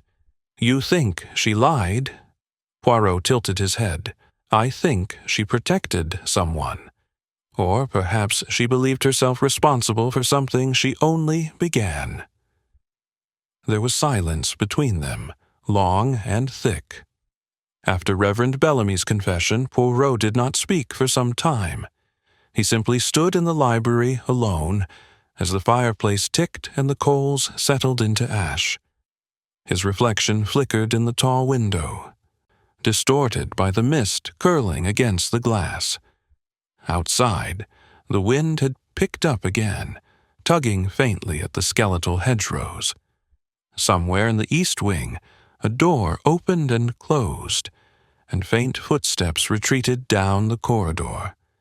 Too light for the constable, too late for the staff. Poirot turned slightly, listening. Not fear. Restlessness. He walked slowly through the corridor that led toward the rear gallery, where old portraits lined the walls in frames that smelled of dust and varnish. There was Lady Imogen, rendered in oil, her face youthful, severe, a necklace of pearls like frozen tears around her throat. She had ruled this house in silence for decades, and yet beneath the painted elegance, Poirot now saw something else: weariness. She had built the façade too well, so perfectly that even she could not escape it. In the adjacent room, the chapel stood dark and still. A single candle flickered beside the altar, left by the Reverend, perhaps out of guilt, perhaps as penance. Poirot stepped inside and sat in one of the wooden pews, the cold pressing through the fabric of his coat. He did not pray. He waited for the ghosts to stir. And they did, not in vision, but in thought. Vivian had not killed Lady Imogen, and yet she had. Not with the dagger, but with the weight of accusation she had carried in her stare, her silence, her unspoken fury. Genevieve had not poisoned anyone, but someone had used her teacup to send a warning. And Edgar Malmsey returned from the grave not as a monster, but as a wound reopened, deeper than anyone in the house had dared confront. Poirot rubbed his thumb against his lower lip, thinking. There was still something missing. Reverend Bellamy had confessed, yes, but his confession had come after the storm had broken, after the clues had accumulated to a point that made denial impossible. The true killer rarely waits to be cornered. Which meant perhaps Bellamy had not been the only hand at work. The final piece, it had to be something small, a decision made in panic, a contradiction buried beneath habit. He thought again of the inkwell, the missing ink, the smudged fingerprint on the diary page, the scent of almonds, the cufflink found beneath the desk, none of it accidental. Poirot rose from the pew and returned to the library, where he opened the cabinet beside the hearth and pulled out the silver box containing Imogen's stationery. As he lifted the top, a whisper of perfume rose from the old paper.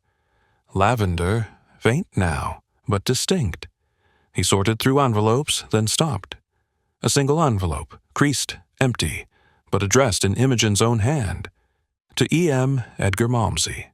It had never been posted, nor sealed.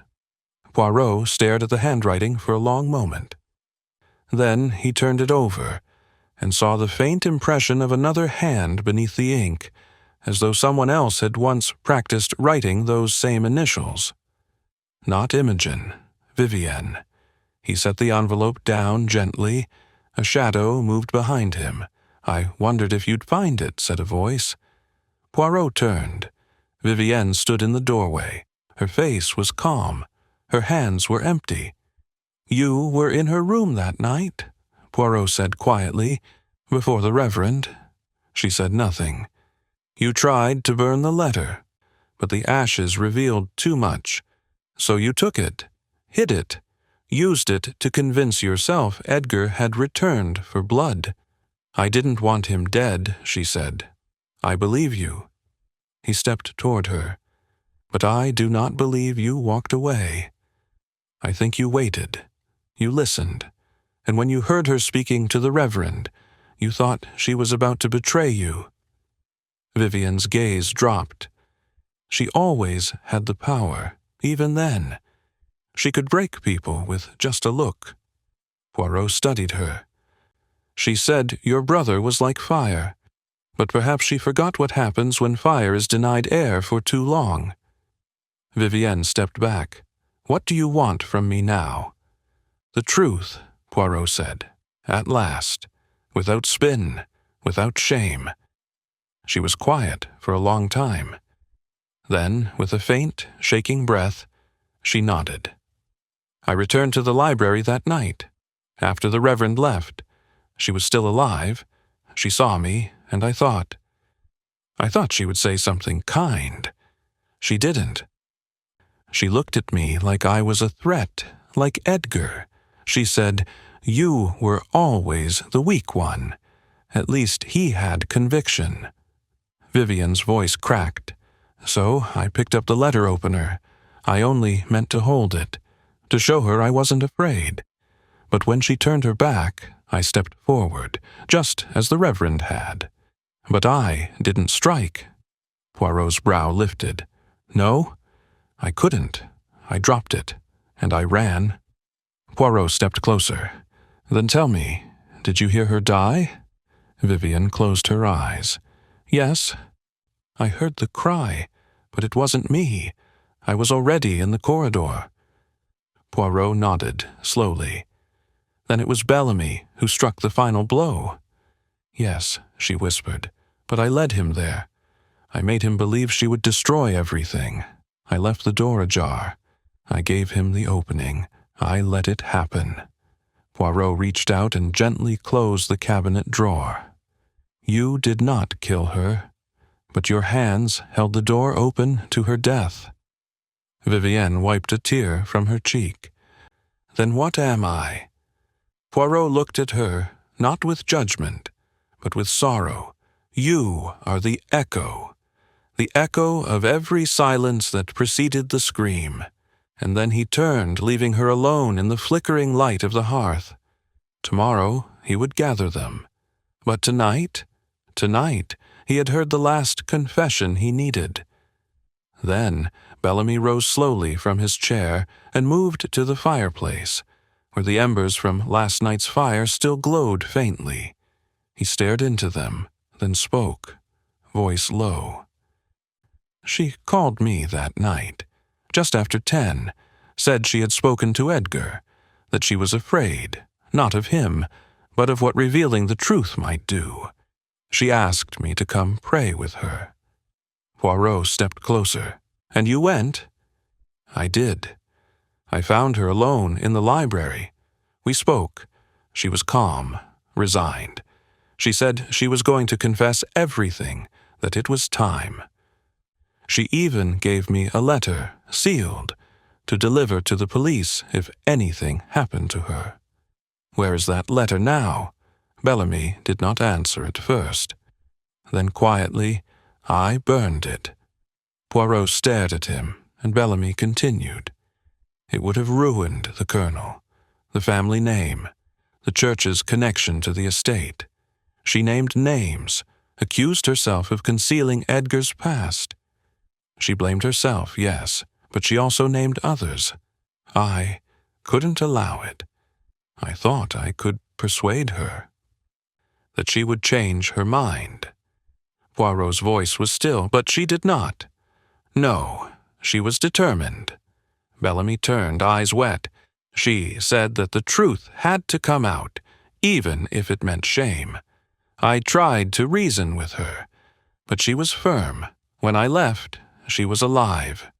She was sitting at the desk, preparing to write in the diary. Poirot took a step forward. "But you did not leave, Reverend. Something happened."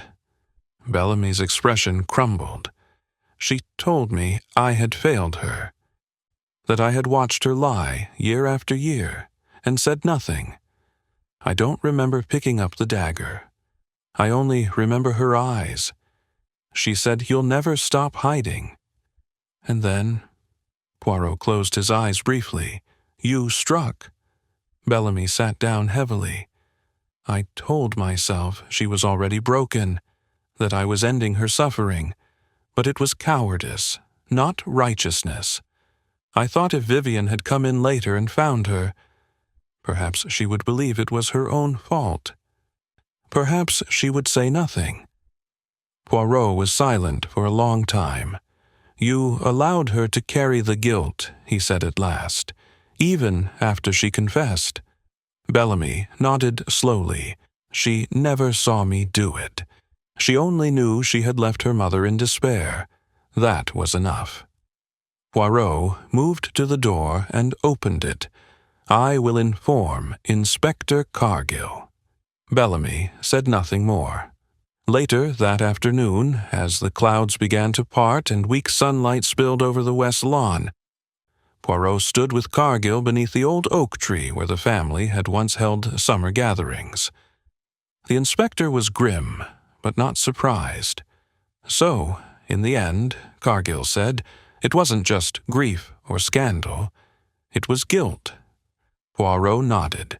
"Layered like stone. Vivienne believed herself to be the killer because the guilt was real, even if the act was not. But Bellamy carried the final weight, and he chose silence." The inspector folded his arms. "And Edgar?" Poirot looked toward the horizon. "He came seeking truth. He found only ruin. But he will leave, I think, with something like peace." The hall behind them stood quiet now, its windows dark against the waning light. The case was closed, but the echoes would remain.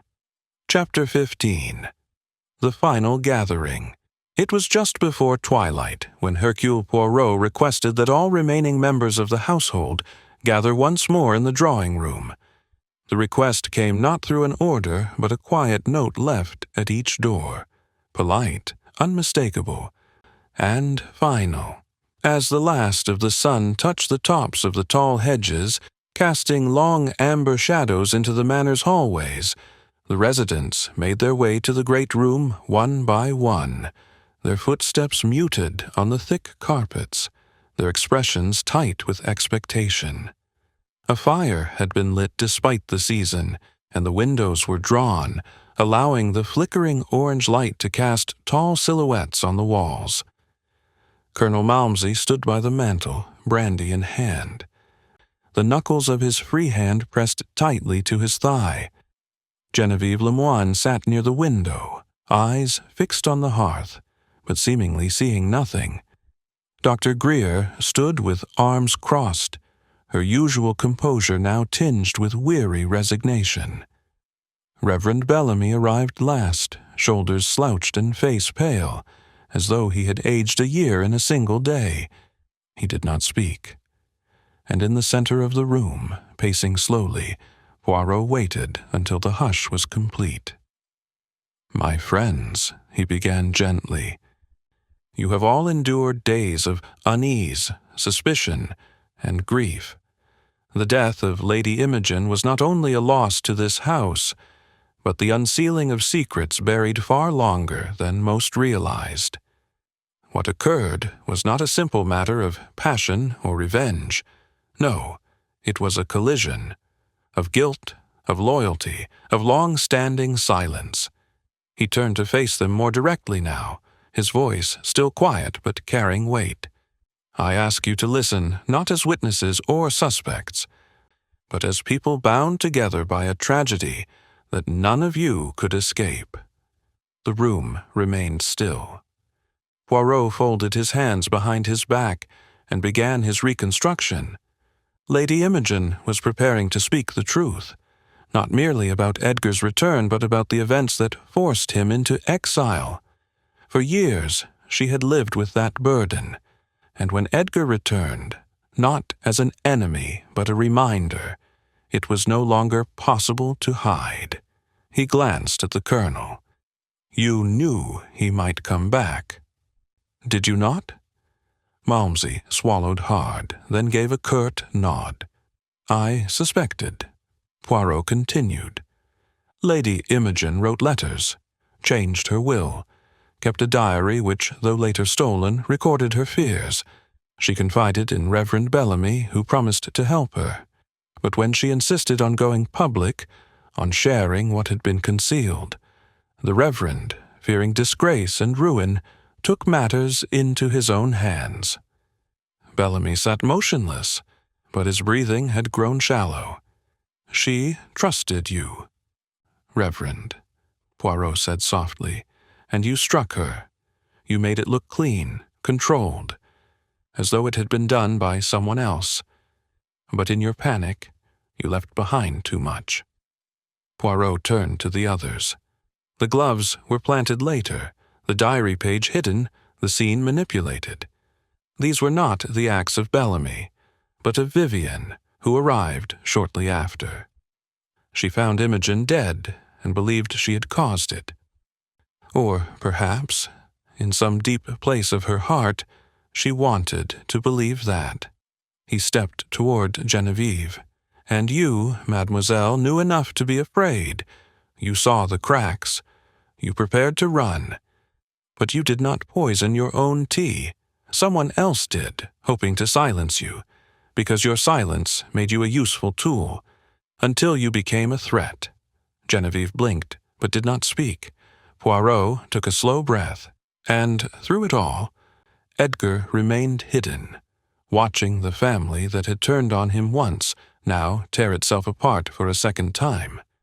He did not kill. He only returned. A long silence followed. The fire snapped in the hearth. Poirot stepped toward Reverend Bellamy, his gaze steady. You have one chance, monsieur. Say the words aloud. Not for me, for her. The Reverend's voice was faint. I was afraid of what she would say, of what it would do to this house, the endowment, the church. I thought she wouldn't go through with it. And when she picked up the diary, he stopped, voice cracking. I didn't mean to, but I did. Colonel Malmsey turned away, his mouth a hard line. Poirot nodded once. Thank you. He moved to the center of the room again. Lady Imogen's death was not inevitable, but it was the product of years of silence, layered blame, and the belief that truth was more dangerous than lies. Each of you bears some mark of it. But now, the truth is here, and it will not go away. No one spoke. Outside, the last of the light slipped below the horizon. Poirot gathered his notes, nodded to Inspector Cargill, and left the drawing-room without flourish. He did not look back. He had, at last, laid the truth bare, and now it belonged to them. Chapter 16. The Reveal. The morning after the final gathering was cold and clear, the skies a pale, washed-out blue, as though the house itself had exhaled after too many days of withheld breath. A frost shimmered lightly on the edges of the hedgerows, though the sun had begun to melt it. Inside Rochefort Hall, all remained unnaturally quiet. The drawing-room, where secrets had finally been spoken aloud, still carried a tension that clung to the curtains and upholstered chairs. No one lingered there now. Even the hearth had gone cold. Poirot, however, had not slept. He had remained in his room, sorting papers, arranging them in neat little piles, committing one last act of order before facing the disorder he had unveiled. He came down just after 9 o'clock, dressed immaculately in charcoal gray, with his walking stick more an accessory than a necessity. Inspector Cargill awaited him in the entry hall, his expression heavy but resolute. They said very little to one another. Nothing more needed to be said. Justice had found its footing. Poirot asked that Reverend Bellamy remain confined to his quarters until the constables arrived. The Reverend had made no protest. He had sat down beside the window in his room the night before, and had not moved since, his Bible closed beside him like a final reminder of something long abandoned. Poirot took breakfast alone in the sunroom, just coffee again, and stared out over the garden that had once seemed so tidy. It now appeared wild, overgrown, as though the house itself had aged. And then he requested that Edgar Malmsey join him. The man entered the room with a quiet, uncertain step. The limp was pronounced today, perhaps worsened by the cold, or perhaps by the weight of everything left unspoken. He stood awkwardly by the table, waiting for Poirot to speak first. "You have not tried to leave," Poirot said, motioning for him to sit. "No," Edgar replied. "I didn't come to escape. I only wanted the truth to be seen. I never thought it would cost her her life." Poirot nodded. "And yet it was not you who took it." Edgar's jaw clenched. "But I returned, and that return stirred up everything. Imogen feared me, but I never wanted to hurt her. I only wanted to be known again, to be seen as myself." Poirot leaned forward. "And now you are. But you must understand, your family is not what it was. The world you remembered no longer exists. The house, the inheritance, the reputation, all of it has cracked. You stand now in the ruin of what once protected you."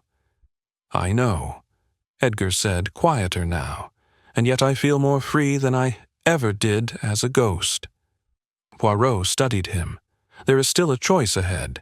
You may disappear again. The police do not pursue the dead.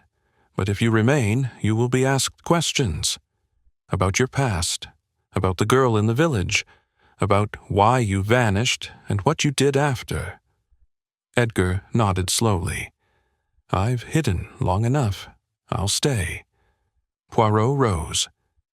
"Then let it be so." Later that day, Poirot asked to meet with Colonel Malmsey in the library.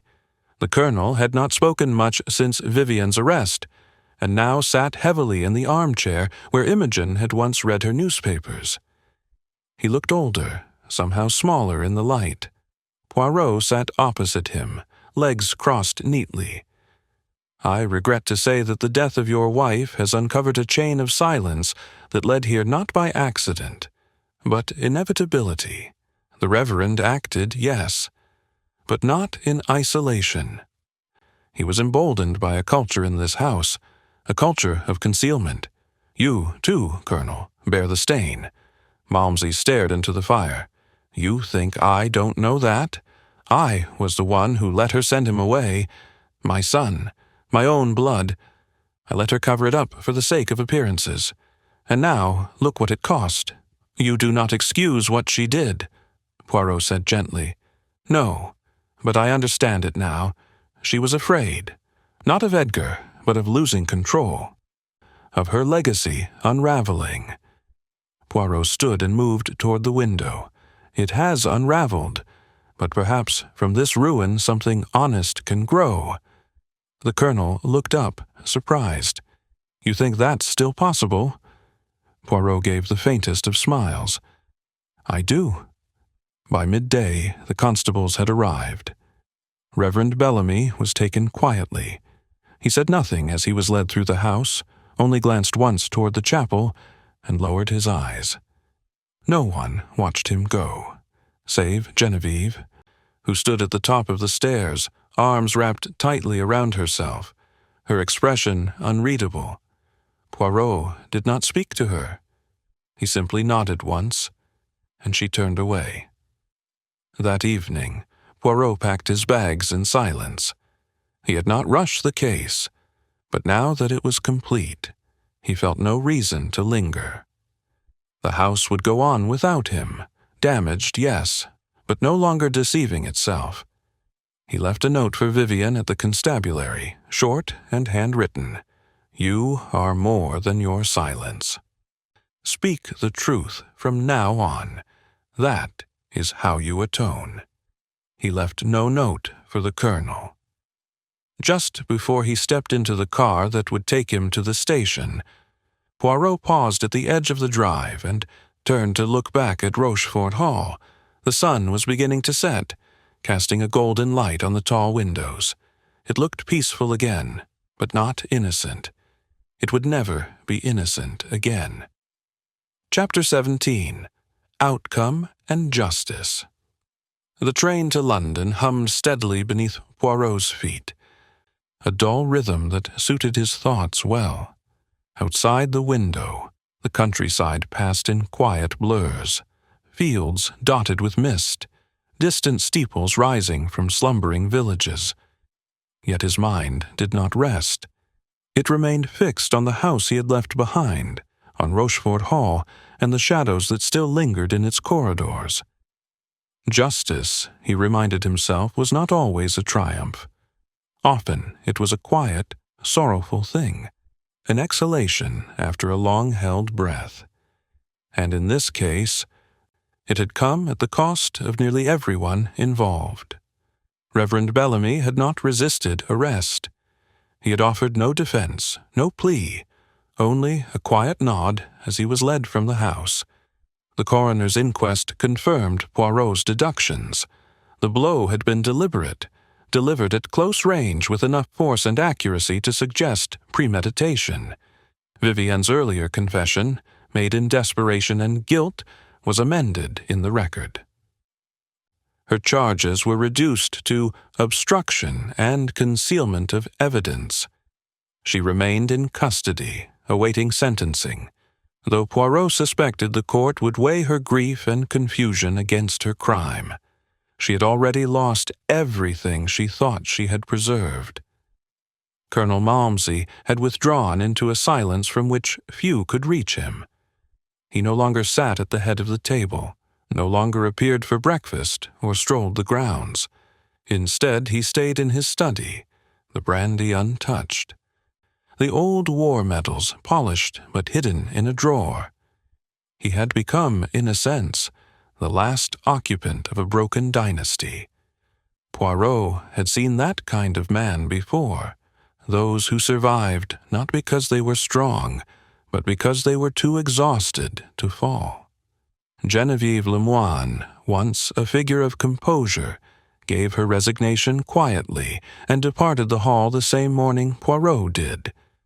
She left no forwarding address, no note, only a single glove left in the pantry, resting neatly on the counter as if in farewell.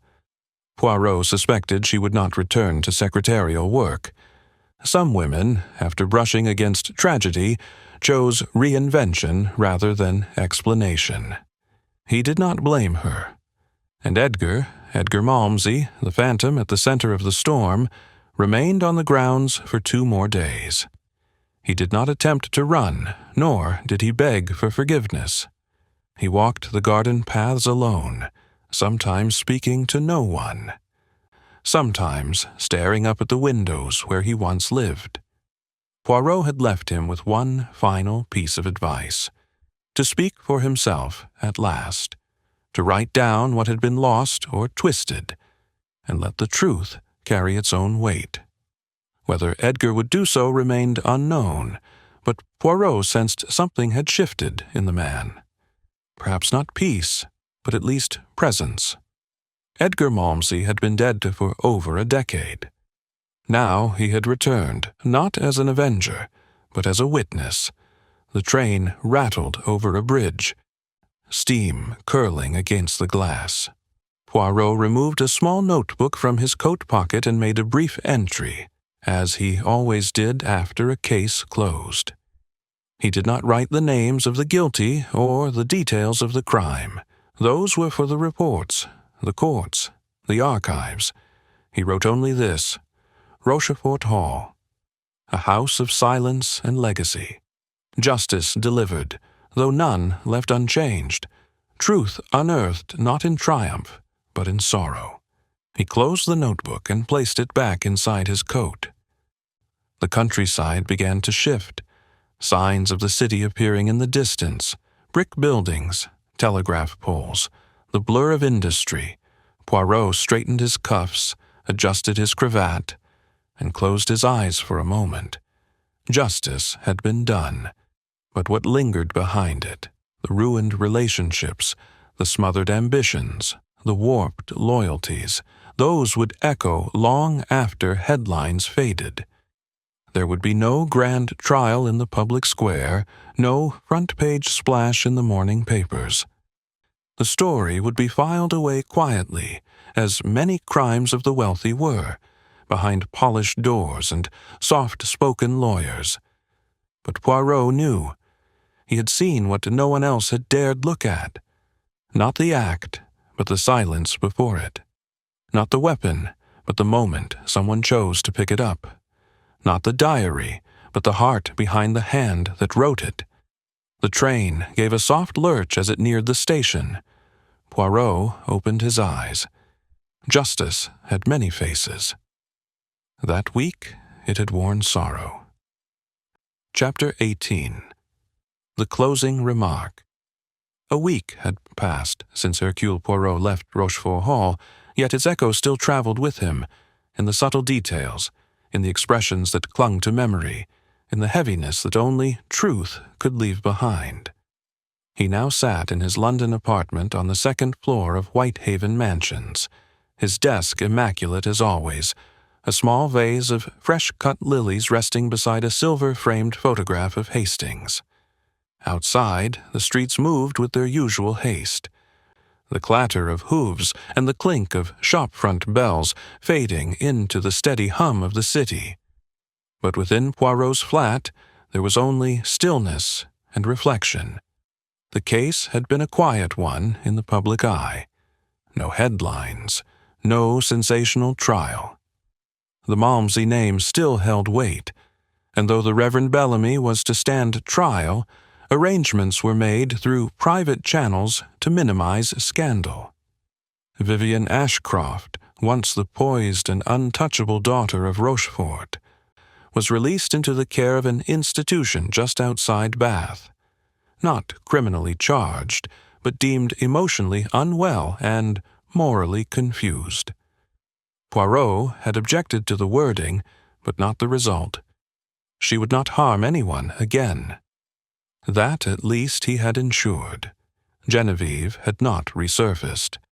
Dr. Greer remained at her post in a London clinic, and Edgar, the ghost returned to flesh, had taken a post as a groundskeeper in the northern countryside, under a different name. Poirot had received a letter from him only days ago. It was brief, but clear. I am starting again. No lies this time. And Poirot? He found himself thinking not of the dagger or the diary, nor even of the firelit library where truths had slowly bled into the open. He thought of Lady Imogen, sitting at her desk, alone in a house filled with people who had once called her guardian, wife, and matriarch. He thought of her reaching for her pen, believing, perhaps for the first time, that she would do what was right. But she had waited too long. Injustice, Poirot knew, did not always begin with a crime. It began with hesitation, with the decision to remain silent one more day, with the belief that a secret was safer than a scandal. He rose from his desk and crossed to the fireplace. A small envelope sat unopened on the mantel, a forwarded note from the local magistrate near Rochefort Hall. He opened it now, gently.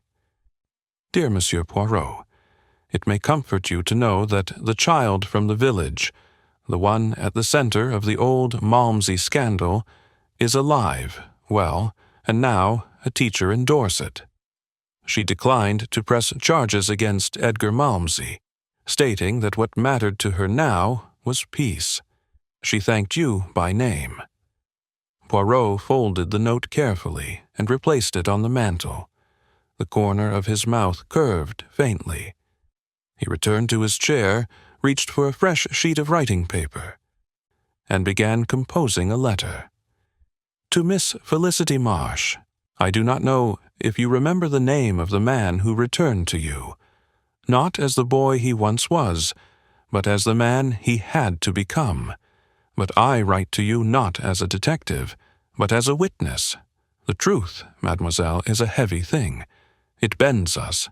Sometimes it breaks us. But once spoken, it frees us all the same. He signed the letter, folded it, and sealed it. The evening came quietly. Poirot lit a single lamp, poured himself a modest glass of warm cordial, and allowed the peace of conclusion to settle in at last. Justice, he thought, had been served. But it had come, as it so often did, wearing not triumph, but understanding. And then, with perfect symmetry, Poirot whispered into the room, as though addressing an old friend, "Ah, but the little gray cells, they do not fail, n'est-ce pas?" And the case of the affair at Rochefort Hall was closed.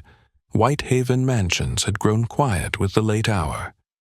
The London streets below reduced to faint horns, and the murmur of distant conversation. Poirot sat in his chair by the fire, not reading, not writing, but simply listening to the tick of the clock on the mantel. A soft fog curled against the corners of the windows.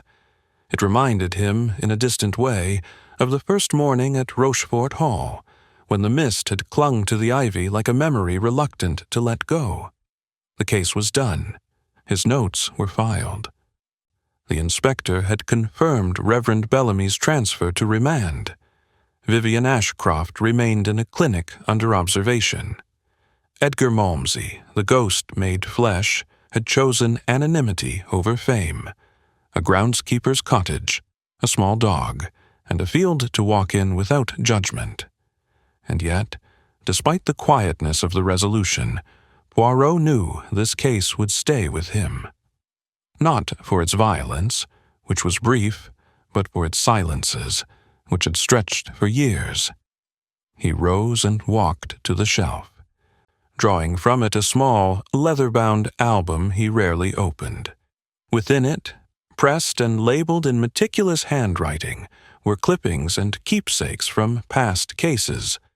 A ribbon from the case of the Blue Train, a theater ticket from the affair at the Victory Ball, a dried narcissus petal from the murder of Roger Ackroyd. These were not trophies, but threads, reminders of where lies begin and where the truth eventually catches them. Tonight, he slid into the album a single item, the torn page from Lady Imogen's diary. The ink had faded now, that faint, unnatural red, but the words still whispered, he was never buried, never truly lost. Poirot smoothed the page down, affixed it carefully, and closed the book. He turned back to the fire. It had been a case about return. Edgar's, yes, but also guilt's. Guilt had walked the halls of Rochefort Hall long before the knife was drawn. It had moved in hushed arguments, in letters never sent, in glances that turned away instead of meeting pain head-on. That was the thing with aristocracy. Appearances became armor, and emotion an enemy to be vanquished with routine and schedule. Lady Imogen had built a palace of perfection. But inside that palace had lived a child cast out, a daughter unheard, a husband bowed by silence, and a priest too afraid of scandal to save a soul. When people spoke of justice, they often imagined it as dramatic. A confession shouted in a crowded room, handcuffs snapping shut. But more often, Poirot thought, justice looked like this: a woman walking into a clinic of her own will, a reverend lighting a candle he would never see extinguished, a man writing his real name on a piece of mail for the first time in 20 years. The clock chimed softly, 10 o'clock. Poirot leaned back in his chair, letting his mind drift. He imagined Vivienne now, seated alone in the quiet room of the clinic, a journal in her lap. Would she write in it? He doubted she would be so sentimental. But perhaps she would walk each morning and breathe deeply and begin to ask herself who she might be without the inheritance of shame. And Bellamy, what would become of him? The courts would likely be lenient. The newspapers would barely cover the trial. The church would write him out of its history with a line or two in an archived bulletin. But guilt would remain. That was punishment enough, perhaps, to live each day knowing that fear had cost him his soul. Poirot's thoughts turned lastly to Edgar. He had been a man hunted by a version of himself he had not created. Everyone had decided who he was long ago, and in his youth he had worn that mask too well. But behind it was a boy who had once sat in the orchard with a book, who had written poetry in margins, who had made a mistake, or perhaps had been framed for one. It no longer mattered. The damage had long been done. Yet now, that same man would rise each morning, feed the dog, and rake leaves with his own name in his chest again. That was a kind of justice, too. Poirot took a final sip of his cordial and placed the empty glass on the side table. The fire was dimming, the light gold and low across the room. He stood and moved to the window. Outside, the street lamp flickered, casting long shadows across the damp pavement. A couple passed by with umbrellas. A constable leaned against a post, yawning. Life continued, as it must. But Poirot did not turn away yet. He stood a moment longer and whispered aloud, not to anyone in the room, but to the memory of Lady Imogen, to the quiet dignity with which she had lived and the silence that had killed her. You were not the only one to carry the burden, madame, but you carried it too long. He turned back toward his chair, and then, with the faintest hint of warmth in his voice, said to the quiet, "Eh bien, the case is closed, and the little gray cells may now rest." He smiled, a rare, weary but satisfied smile.